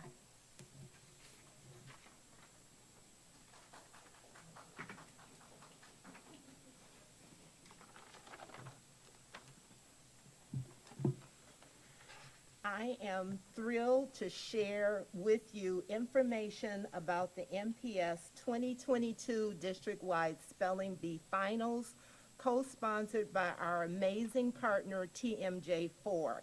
The Spelling Bee was a collaborative effort among, but not limited to, the Department of Equity, Access, and Inclusion, Office of Academics, Office of School Administration, Department of Communications and Outreach, Department of Technology, Department of Strategic Partnerships and Customer Service, Vincent High School, principals, teachers, students, families, school-based community partners, and a colony of internal and external volunteers. The names of all who participated in and contributed to the success of the district-wide Spelling Bee Finals can be found in the Spelling Bee program attachments that are a part of this report. This was the first time in 15 years that the district has hosted a Spelling Bee. The last such event was the P5 Spelling Bee Finals. The format and official rules of the MPS district-wide Spelling Bee Finals reflected a combination of practices used during the P5 Spelling Bees and the Scripps National Spelling Bees. All schools with students in grades 3 through 8 or grades 6 through 8 were invited to participate in the district-wide Spelling Bee via monthly announcement by Dr. Posley during Principal Leadership Institutes in January and February, and weekly Thursday updates during this same time period. Interested schools held preliminary rounds at their schools to identify the first place winners and second place alternates who would represent their school during the district-wide finals. A total of 12 schools participated in the finals. On May 14th, 54 finalists and alternates representing grades 3 through 5, along with 214 families and school staff, attended in person. And on May 21st, 41 finalists and alternates representing grades 6 through 8, along with 156 families and school staff, attended the finals in person at Vincent High School. Representatives from TMJ4 also attended and or participated as co-hosts, along with district and community volunteers for both Spelling Bee events. Much to our surprise and delight, over 6,000 individuals tuned in to watch the Spelling Bee live stream by TMJ4 on May 14th. Adding in newly received counts from May 21st brought the TMJ4 live stream count to over 11,100 views. TMJ's for inclusion of spelling bee stories as a part of Positively Milwaukee and other broadcasts highlighting participating schools, students, parents, and other activities brought in over 1,100 additional views. A special thank you is extended to TMJ4 for enabling over 12,200 viewers to have equitable access during the district-wide spelling bee and related MPS spelling bee stories. Other highlights of the spelling bee included the participation of students representing grades 6 through 8. Previous spelling bees only included students in grades 3 through 5. Engagement of all MPS offices and/or departments in a variety of ways. A special shout out to Evolve Church Milwaukee, who saw a need and provided us with lighting on May 21st to add an even more professional look and feel to the event. The active participation of over 200 staff and volunteers that made questions by students and teachers a beautiful reality. The spelling bee also included a t-shirt design contest that was open to all elementary and middle grade students. The winning t-shirt design by Nander Oaks was worn by all spelling bee student participants. Nander's design, along with the runners-up t-shirt designs, are featured in the attached spelling bee programs.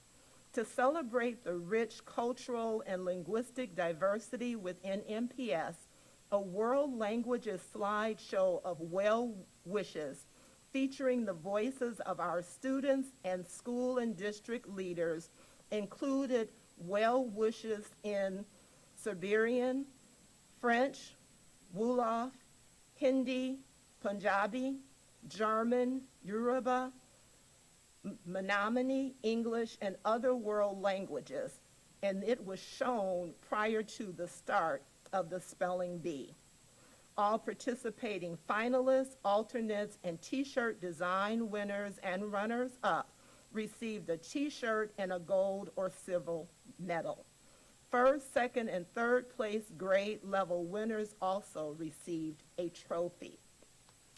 All participating students demonstrated stellar spelling skills and are to be commended for doing their personal best. Students, families, school staff, and other in-person attendees are also to be commended for their generous acts of kindness and support throughout the MPS Spelling Bee finals. Lessons learned will be used to not only make the 2023 Spelling Bee a stronger intergenerational activity and more powerful legacy for families, but also an activity that can be utilized within classrooms to promote active engagement and achievement. We are also delighted to work with TMJ4 as a co-sponsor again next year. This slide, which is slide 10, provides additional examples of other events that have allowed students to share their brilliance and joy of learning. Several of these events included an in-person option and were also featured by media outlets, further providing an opportunity for local and national audiences to see the uniquely different MPS learning and performance opportunities that are available for students, families, and staff throughout the district. Based upon the data that is included on this slide, you can see that several departments also participated in these activities and that MPS is committed to provide such activities for all students regardless of race, ethnicity, gender identity, ability, socioeconomic background, etc., with a wealth of equitable, accessible, and inclusive learning and experiences and opportunities to prepare them to live, strive, and thrive in the 21st century and beyond. It is our collective intention to provide even more diverse opportunities and activities next year and in years to come. As we reflect on this year, we acknowledge that our successes and challenges, as well as our diversity of approaches and strategies, are all necessary to help us move collectively from developing to emerging to institutionalizing equity work district-wide with an equity lens in mind, being culturally and linguistically responsive, making continuous progress in ambitious instruction, accelerating learning, ensuring that report card comments reflect the depth, breadth, and scope of students' learning experiences and engagement, and embracing the power and possibilities within internal and external collaborations. I would like to close with a poem by Deja Lafford that was written during a workshop that was held with students who served on the 2021-2022 Superintendent Student Advisory Council.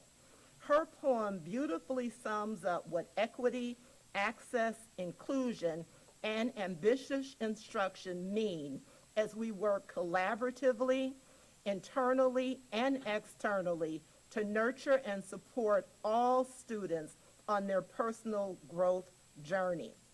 Deja's poem reads as follows: I am my ancestors' greatest dream.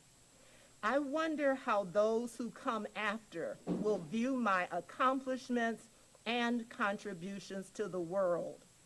I hear the harmonious sounds of ideas, aspirations, and beliefs bursting from the tip of the tongues of my peers, eager to obtain every ounce of inspiration to further the advancement of our community. I see through the eyes of those who may not be able to speak. The words are so hesitant to exit and try to guide those words on an outward journey. I want to be able to say, I did something, that I made something of the opportunities that were provided to me. I am the needle to the thread of innovation and change in the great garment of society. I pretend and imagine that nothing can stop me, and I become fearless and strong, knowing the power I possess to inflict a feeling amongst others, a feeling so powerful it could move mountains. I worry that others may not know how to access that power that lies deep within all of us, and that they may bury their potential under excuses and justifications. I cry like anyone else would, but the difference is that my tears water a garden where the seeds of optimism, hope, and love lie. Thank you. At this time, we are available to answer any questions you may have. Madam Chair? Yes. We do have one speaker on the platform registered to speak on this item. Let's go to the testimony. Okay. The speaker that we have on the platform is Angela Lucas Foley. Please state your name, spell your last name, and begin your testimony.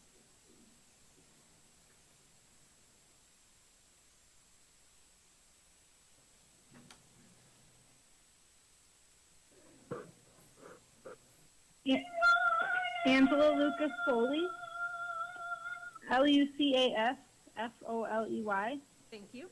Good evening, Superintendent Posley, Chair Garcia, and directors. I come to you this evening as a white educator and on behalf of we, anti-racist white educators of Milwaukee. While there are many concerns about this item, I am focusing tonight's testimony around meaningful accountability about equity. Systems do not change themselves. In regards to this presentation, I am appalled. This presentation reads like a celebration. What outcomes and benchmarks are we celebrating? What deliverables have been documented?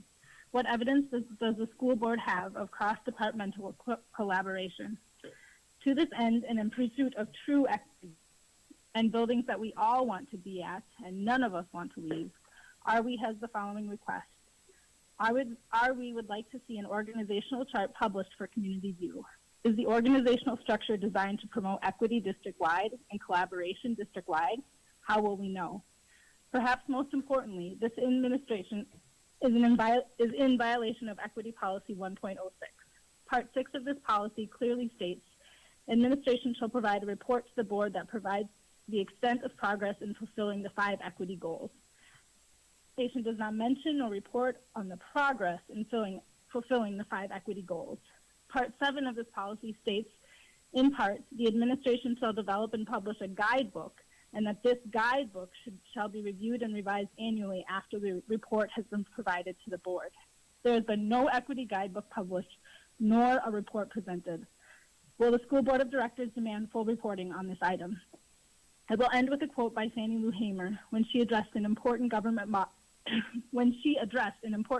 body, much like the community servants seated on camera tonight. I'm sick of seeing this kind of thing on paper. We want them to do something about it. End quote. Thank you. Madam Chair, that completes public testimony on this item. The item is back with the committee. Excellent. Do committee members wish to make comments or ask questions?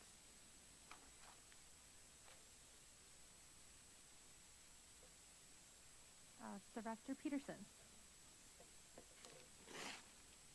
I want to thank all the people who presented and say that the work that you're doing is exemplary. Particularly starting something just for 1 year and getting it and moving so quickly in the gender work is amazing. The BLMA work, especially with the multiple interventions you've made with high school students and elementary students. I'm proud of what has happened and what is happening here in the district. So thank you very much. Administration? Chair Garcia, members of the committee, I just want to say that I am elated with the work that the team has provided throughout this year. And it has just been amazing to see the camaraderie of them working together, trying to make sure that we build safety nets around children. And thank you, President Peterson, for your comments. Director O'Halloran. Thank you. I just actually wanted to kind of piggyback off of that comment. I've had the chance to speak with some of the people doing the work, and I'm looking forward tomorrow to attending Zablocki's BLMA buddy graduation. I think that each one of these slides could have been a whole meeting, like hearing about the work. You know, getting to hear about 4th and 5th graders spending several weeks talking about community, brotherhood, and love is amazing, because truly these are not lessons that should be starting at the high school level. I'm so glad to hear that we're talking about it at the elementary level. I'm so glad that we're talking about like ending the stigma around mental health, hearing that, I mean, I believe June is Male Mental Health Awareness Month, and so I'm really glad that we're talking with and ending that stigma, because I think everybody needs some help sometime. Like each one of these slides, I could spend so much time talking about them. I'm really excited about all the work that's being done.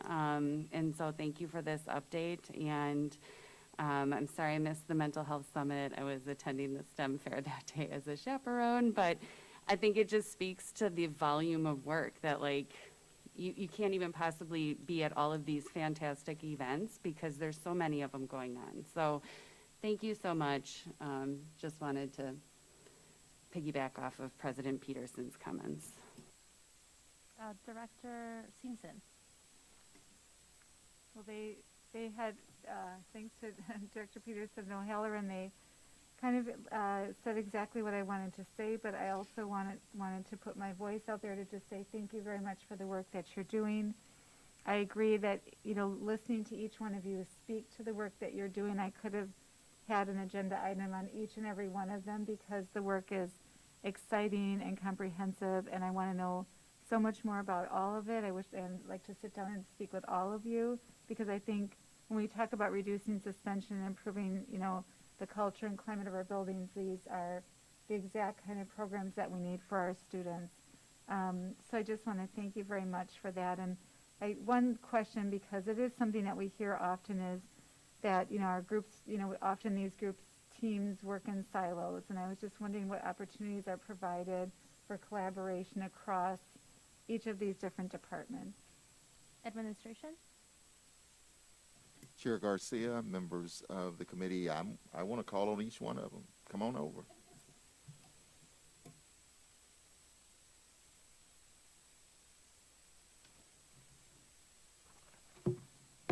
Chair Garcia, members of the committee, Dr. Posley. Once again, Ebony Lewis with the Gender and Identity Inclusion Department. I would say as the newbie here, one of the things that has worked really well has been that cross-collaboration.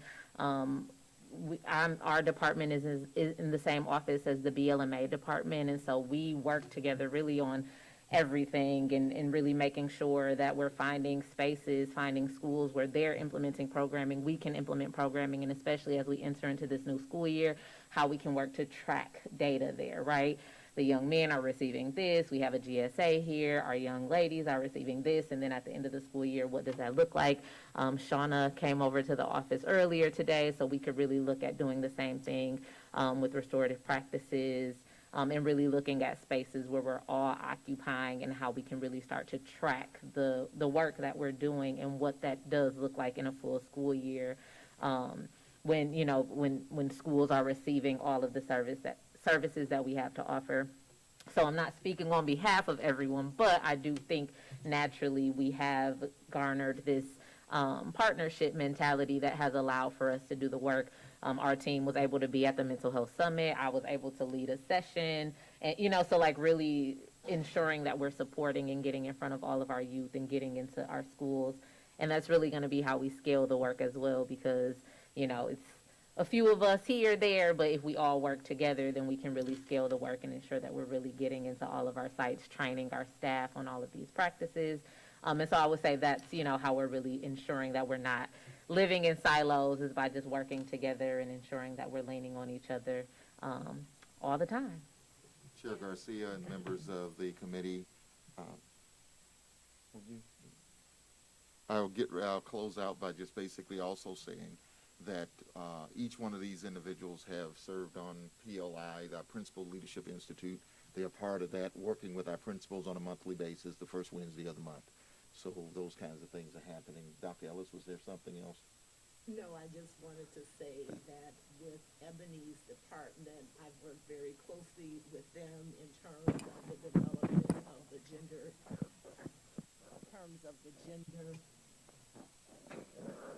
guidance.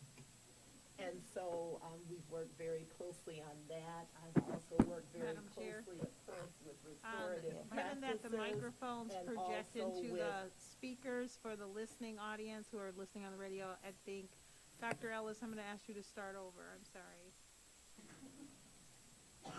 Pull the microphone closer. Okay. And, yep, there we go. Thank you. I just shared that Ebony and her team and I have worked very closely together on the gender inclusion document. When she first came, we actually had a chance to sit and talk. I shared a variety of resources with her team. They've shared a variety of resources with me. I also work very closely with BLMA and have been working closely with them now for a number of years since being here, working very closely with PBIS and also restorative practices. So as Ebony shared, we do work very, very collaboratively together on a regular basis, and it has truly been a joy and a treat to be able to work with such amazing and wonderful individuals. I couldn't work with a better team. And so I really, truly am appreciative of having the opportunity to work with each and every single person who is a part of this team. Any follow-up? No? All right. Director Golden-Bender.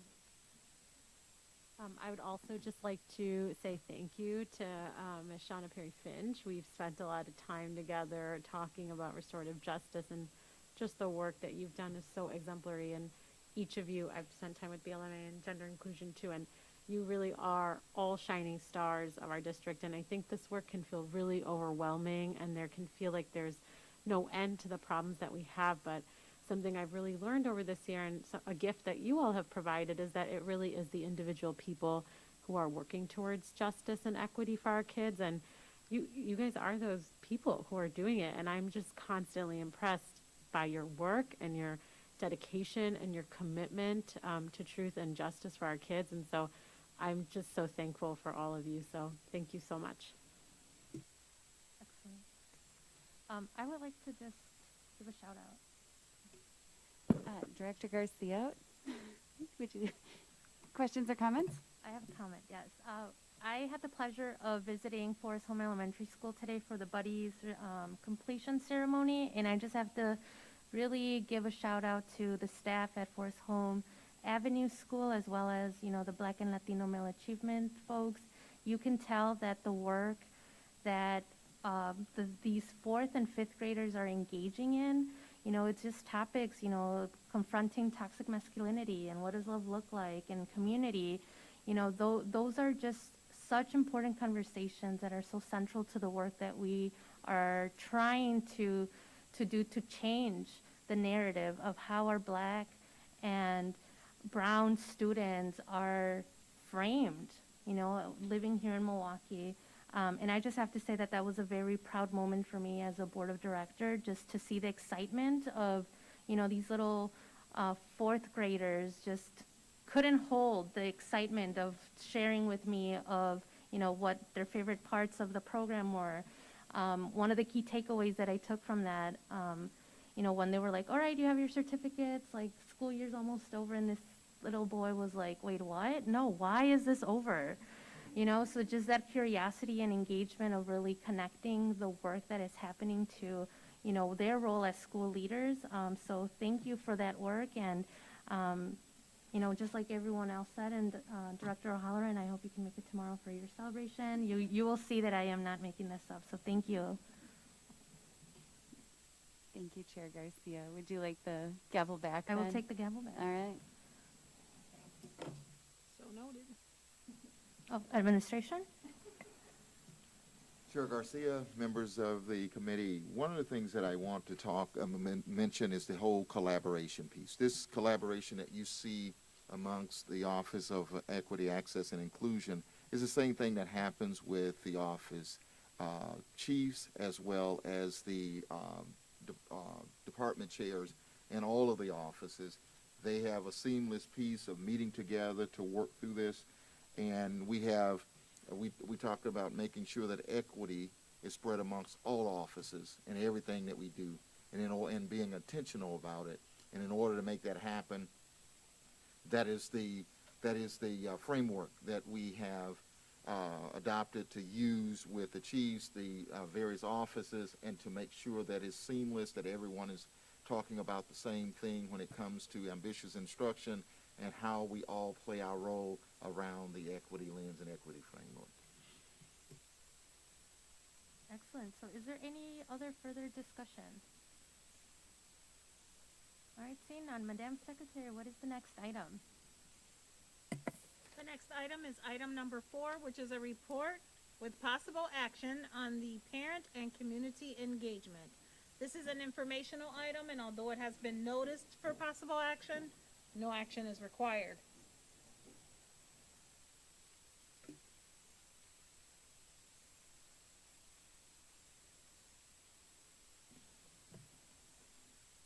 All right, administration, can you present the item? Chair Garcia and members of the committee, the item before you this evening is our quarterly report regarding family and community engagement. Chrissy Stone and Darrell Hall will provide an overview of our progress and guide us through the presentation. Upon conclusion, we'll be more than happy to entertain any questions that you may have. Christy.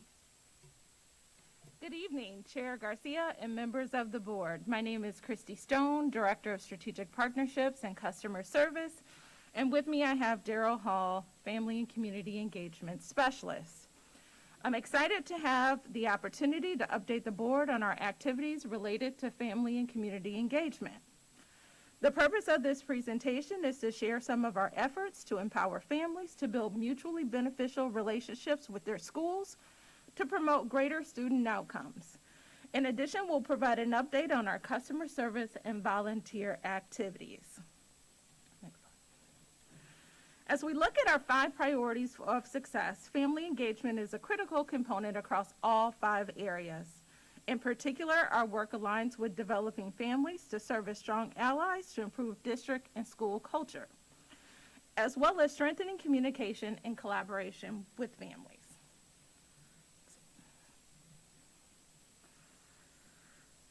As we look at our family engagement activities, our parent coordinators continue to work hard this year to make sure that families had the opportunity to connect with their school community over this past year. Our parent coordinators hosted or assisted with well over 700 family engagement events throughout this school year. Some highlights of the events that took place this school year include the Read Across America program, which is shown in the photo with Nathaniel Hawthorne.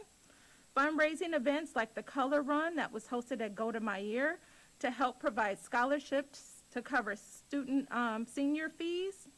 Virtual literacy nights like the one hosted at Brown Street Academy, where families were able to pick up literacy kits and a light dinner and then go home and go online to receive study tips on how to use their literacy kits. Or like Burbank Elementary, who hosted a spring open house where families were invited back to their school for the first time in 2 years. The Hunger Task Force donated food and handed out over 50 bags of pantry items. They also had a school-wide scavenger hunt that showcased all the concepts the students mastered during the school year. In addition, each Burbank student received a tote bag that contained summer programming information, summer work packet, as well as art supplies. And there are many more exciting events like this that took place throughout our school district that was hosted by our parent coordinators. Each year, our department works in conjunction with several community partners to host the Special Education Leadership Forum, or CELIF, for families. This event was held virtually every Wednesday for 7 weeks from April to June. Weekly topics included knowing your rights and responsibility, how to handle bullying, resources our schools provide for students with special needs, supporting positive behavior and conduct, helping your child transition into adulthood, and much more. Our families with special needs or who have children with IEPs found this program to be extremely beneficial. Our next area of family engagement is the District Advisory Council. This year, they continue to meet virtually. This parent-led group discussed and provided input on several important topics, including transportation, enrollment. Families were also recruited to participate in the focus group for the Discipline Committee. Our curriculum and instruction team discussed the textbook adoption program and got input from families. Nutrition Services answered questions about school lunches and the community meal programs. And before I leave this topic, I just want to give a special thank you to Director Leonard for his support with this group throughout this school year. He was very, very proactive in being there to help answer questions and just being able to provide a board perspective to families on district initiatives. So thank you. Next, I'll discuss our family interest survey. State Statute 119.16 requires us to conduct a yearly survey to all families in the district. Our family interest survey focuses on how schools can more effectively engage families, build relationships, and develop a family's capacity to contribute to their child's academic success. The survey assesses how welcoming schools are to families, the type of activities families are interested in, and their preferred communication to receive information from their school. The timeline of the survey was from February 1st to March 31st of this year. We have received data from more than 12,000 families who responded to the survey. The survey was available in multiple languages. It was available electronically and in paper form for families to complete. We also had a link and a QR code available to encourage families to easily complete the survey. Our department added a one-pager to provide facts and other information about the survey, including how to take it and how schools will reuse responses to guide planning and develop best practices to enhance students' academic success. All school leaders received a report out on the individual responses from their families at their school. Next, I'll share a few key findings from this year's survey. Over 93% of families stated that they would likely recommend their school to another family. So as we look at enrollment and retention, this tells us that our families are a valuable tool in helping us recruit other families or new families to the district. So we're already looking at ways and how we can help leverage this for the fall. A standard question each year in our survey is how you would like to be notified about school updates and activities. Over 87% of the respondents said text message or email, which was very similar to last year. So we increased the usage of tools like School Messenger to communicate with our families. We also added an option in the survey that allowed families who were not already receiving electronic communication from the district to opt in right there in the survey without having to go through a separate process. 4,698 families opted in to receive electronic communication through the survey. Over 95% of our families agreed or strongly agreed that their school kept them informed on important information and news happening within the district. Based on the information we received from the survey, some of our areas of focus for our team for the next year will be increasing parent portal usage and understanding, providing families with better education on what Title I is, and encouraging them to attend their school's Title I meeting. And lastly, families indicated the primary barrier preventing them from becoming more involved in school events and activities was their work schedules or getting excused from work. So we're researching ways to provide options so that all of our families can begin to participate in school activities and not always doing traditional activities like after school. Next slide. This year, we put an increased emphasis on building our connections with our alumni association. Since the public began reopening after COVID-19, several high school alumni associations and foundations began to host a wide variety of events, including reunions, lunches, alumni proms, barbecues, as a way to engage former classmates. Several school foundations continue to offer scholarships to graduating seniors. This is a practice we would like to continue to build on to provide support for all of our local high schools. MATC's PBS station reached out to our alumni team for assistance on a project that was focused on their current state of teaching in Milwaukee. We helped identify MPS alumni who wanted to share their stories about a former teacher who impacted their lives. The teachers were surprised with a touching thank you video from their former students. Our alumni connections continue to grow, and we provided regular spotlights on alums who are giving back to their community. We found this to be a great way to shed light on the success of our graduates in all facets of business and industry. We developed a business directory that helps promote alumni-owned businesses across the district, and our social media platforms have grown exponentially due to highlighting alums across the district. Personal stories and highlights are added to our Facebook page daily, and we use this platform to also share educational information about national cultural events. Our Alumni Advantage newsletter has proven to be another effective communication source for our alumni to connect and receive pertinent updates. And lastly, our alumni team will continue to partner with Human Resources to have a presence at several community events where our alums are likely to be present, such as Juneteenth, State Fair, and Festa Mexicana. Next. The Superintendent's Student Advisory Council this spring, we launched our Superintendent's Luncheon and monthly meetings. These luncheons provided leadership opportunities for our SSAC members to work in collaboration with administration.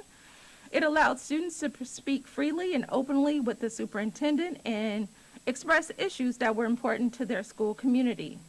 Luncheons were hosted at Golda Meir, Marshall High School, Riverside, and Hamilton. And we got great feedback from the students, and we look forward to expanding this fall. The SSAC students also explored a new model for school organizations this year that will allow student groups and organizations to present feedback to SSAC that can be brought back to the SSAC monthly meetings and shared with the superintendent. So we want to make sure that all student groups have input and have an opportunity to have their thoughts and concerns shared with the superintendent. This model is flexible and work with the system that's already in place at the school and will allow for a more equitable opportunity for all schools to celebrate student voice and encourages our students to work collaboratively in a group setting, tackling issues and concerns at school and district levels.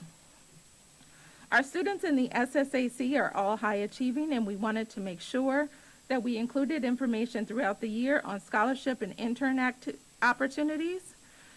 We shared this through our SSAC Google Classroom page, as well as our weekly newsletters that we send out to our SSAC students. And then we also work directly with the College and Career Counseling Center and had them as a presenter at one of our meetings for the group. We also wanted to make sure that our SSAC students had the opportunity to discuss their school climate. Our goal was to capture the pulse of what's happening in each individual MPS high school while providing feedback for improving the high school experience for all. We also wanted to share the district-wide perspective on issues relevant to their school. We captured ideas and strategies that students shared relevant to their individual schools and offered them as possible solutions to other schools that may be facing similar issues. Schools represented in the SSAC this year were Alliance, Audubon, Bayview, Golda Meir, Hamilton, McDowell, Marshall, Milwaukee High School of the Arts, Reagan, Riverside, Rufus King, South Division, Benson, and WCLL. Volunteer engagement. Our district volunteers played a vital role in assisting in our schools and helping our students get extra support in the classroom as we returned to in-person learning. We had over 1,800 active community volunteers that supported the district in various capacities this year. 435 volunteers provided math and reading tutoring to students virtually. We calculated the number of hours that our volunteers put in this year, and it equated to 14,000 hours of service. And then we put a dollar amount on that, and it comes to over $419,000.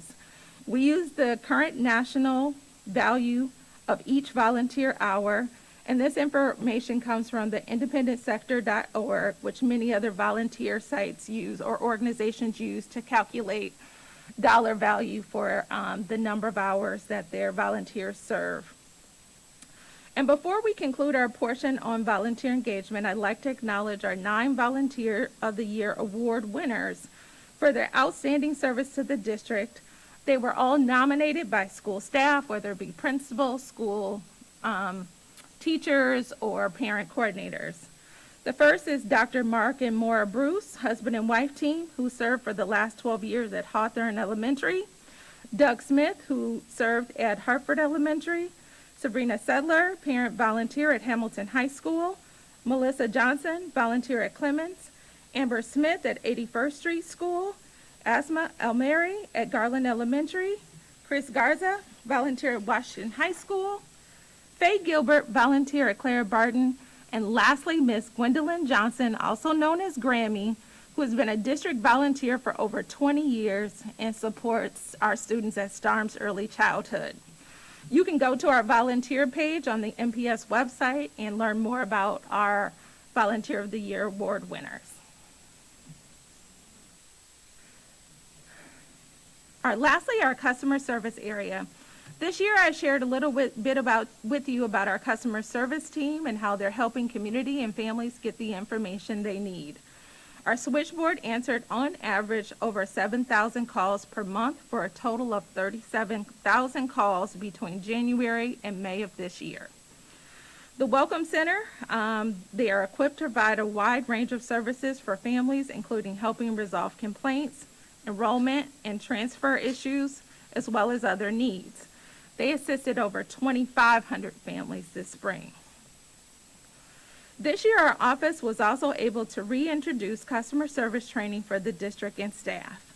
The training gave participants the tools needed to handle potential conflicts that may arise.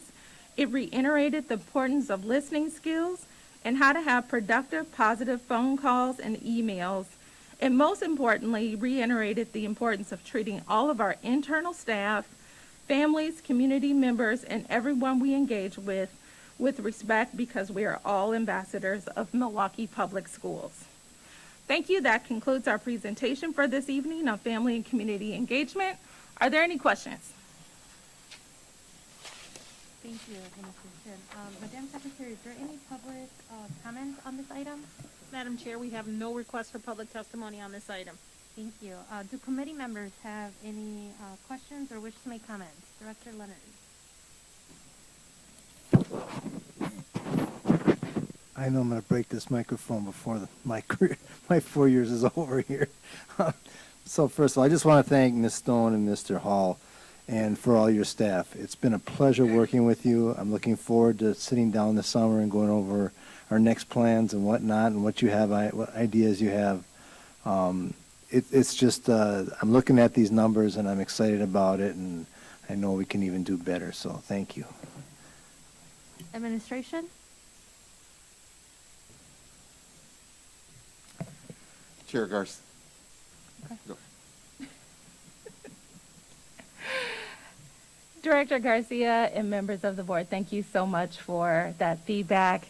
Yes, we have quite a bit of work to do this summer. We're going to be meeting to start planning our, family engagement activities and determine which initiatives we want to launch this fall, but we want to continue to build upon the momentum that we've started over this past year, and realizing that our families are our most important allies in the work that we do, and we want to make sure that they're included in every aspect of the work that we do, and that they do have an active voice in our decision making and have opportunities to provide feedback in every facet of our work. So thank you. Excellent. Director Peterson. Yes, I just wanted to thank you both for the work that you've done, and very impressive. The one question I had is, how many vacancies are there with parent coordinators? And assuming there's some, what might we all do to help get that up to 100%? Chair Garcia, members of the committee, Bill Hall, Family and Community Engagement Specialist. Sorry about the feedback. We have over 134 positions, and out of the 134 positions, there are currently 5 vacancies that are in the works. We continue to support the schools, the school leaders, when those vacancies become available, to offer support and for helping to kind of promote the vacancy and fill those vacancies throughout the year. Follow up? Thank you. That's very impressive, because in many of our other job classifications, the vacancies are much greater. So the work that parent coordinators do has been and continues to be central to our success. So thanks again. Is there any further discussion? All right, seeing none, Madam Secretary, what is the next item? Madam Chair, that was the last item on this meeting's agenda. There being no further business before this committee, this meeting is adjourned.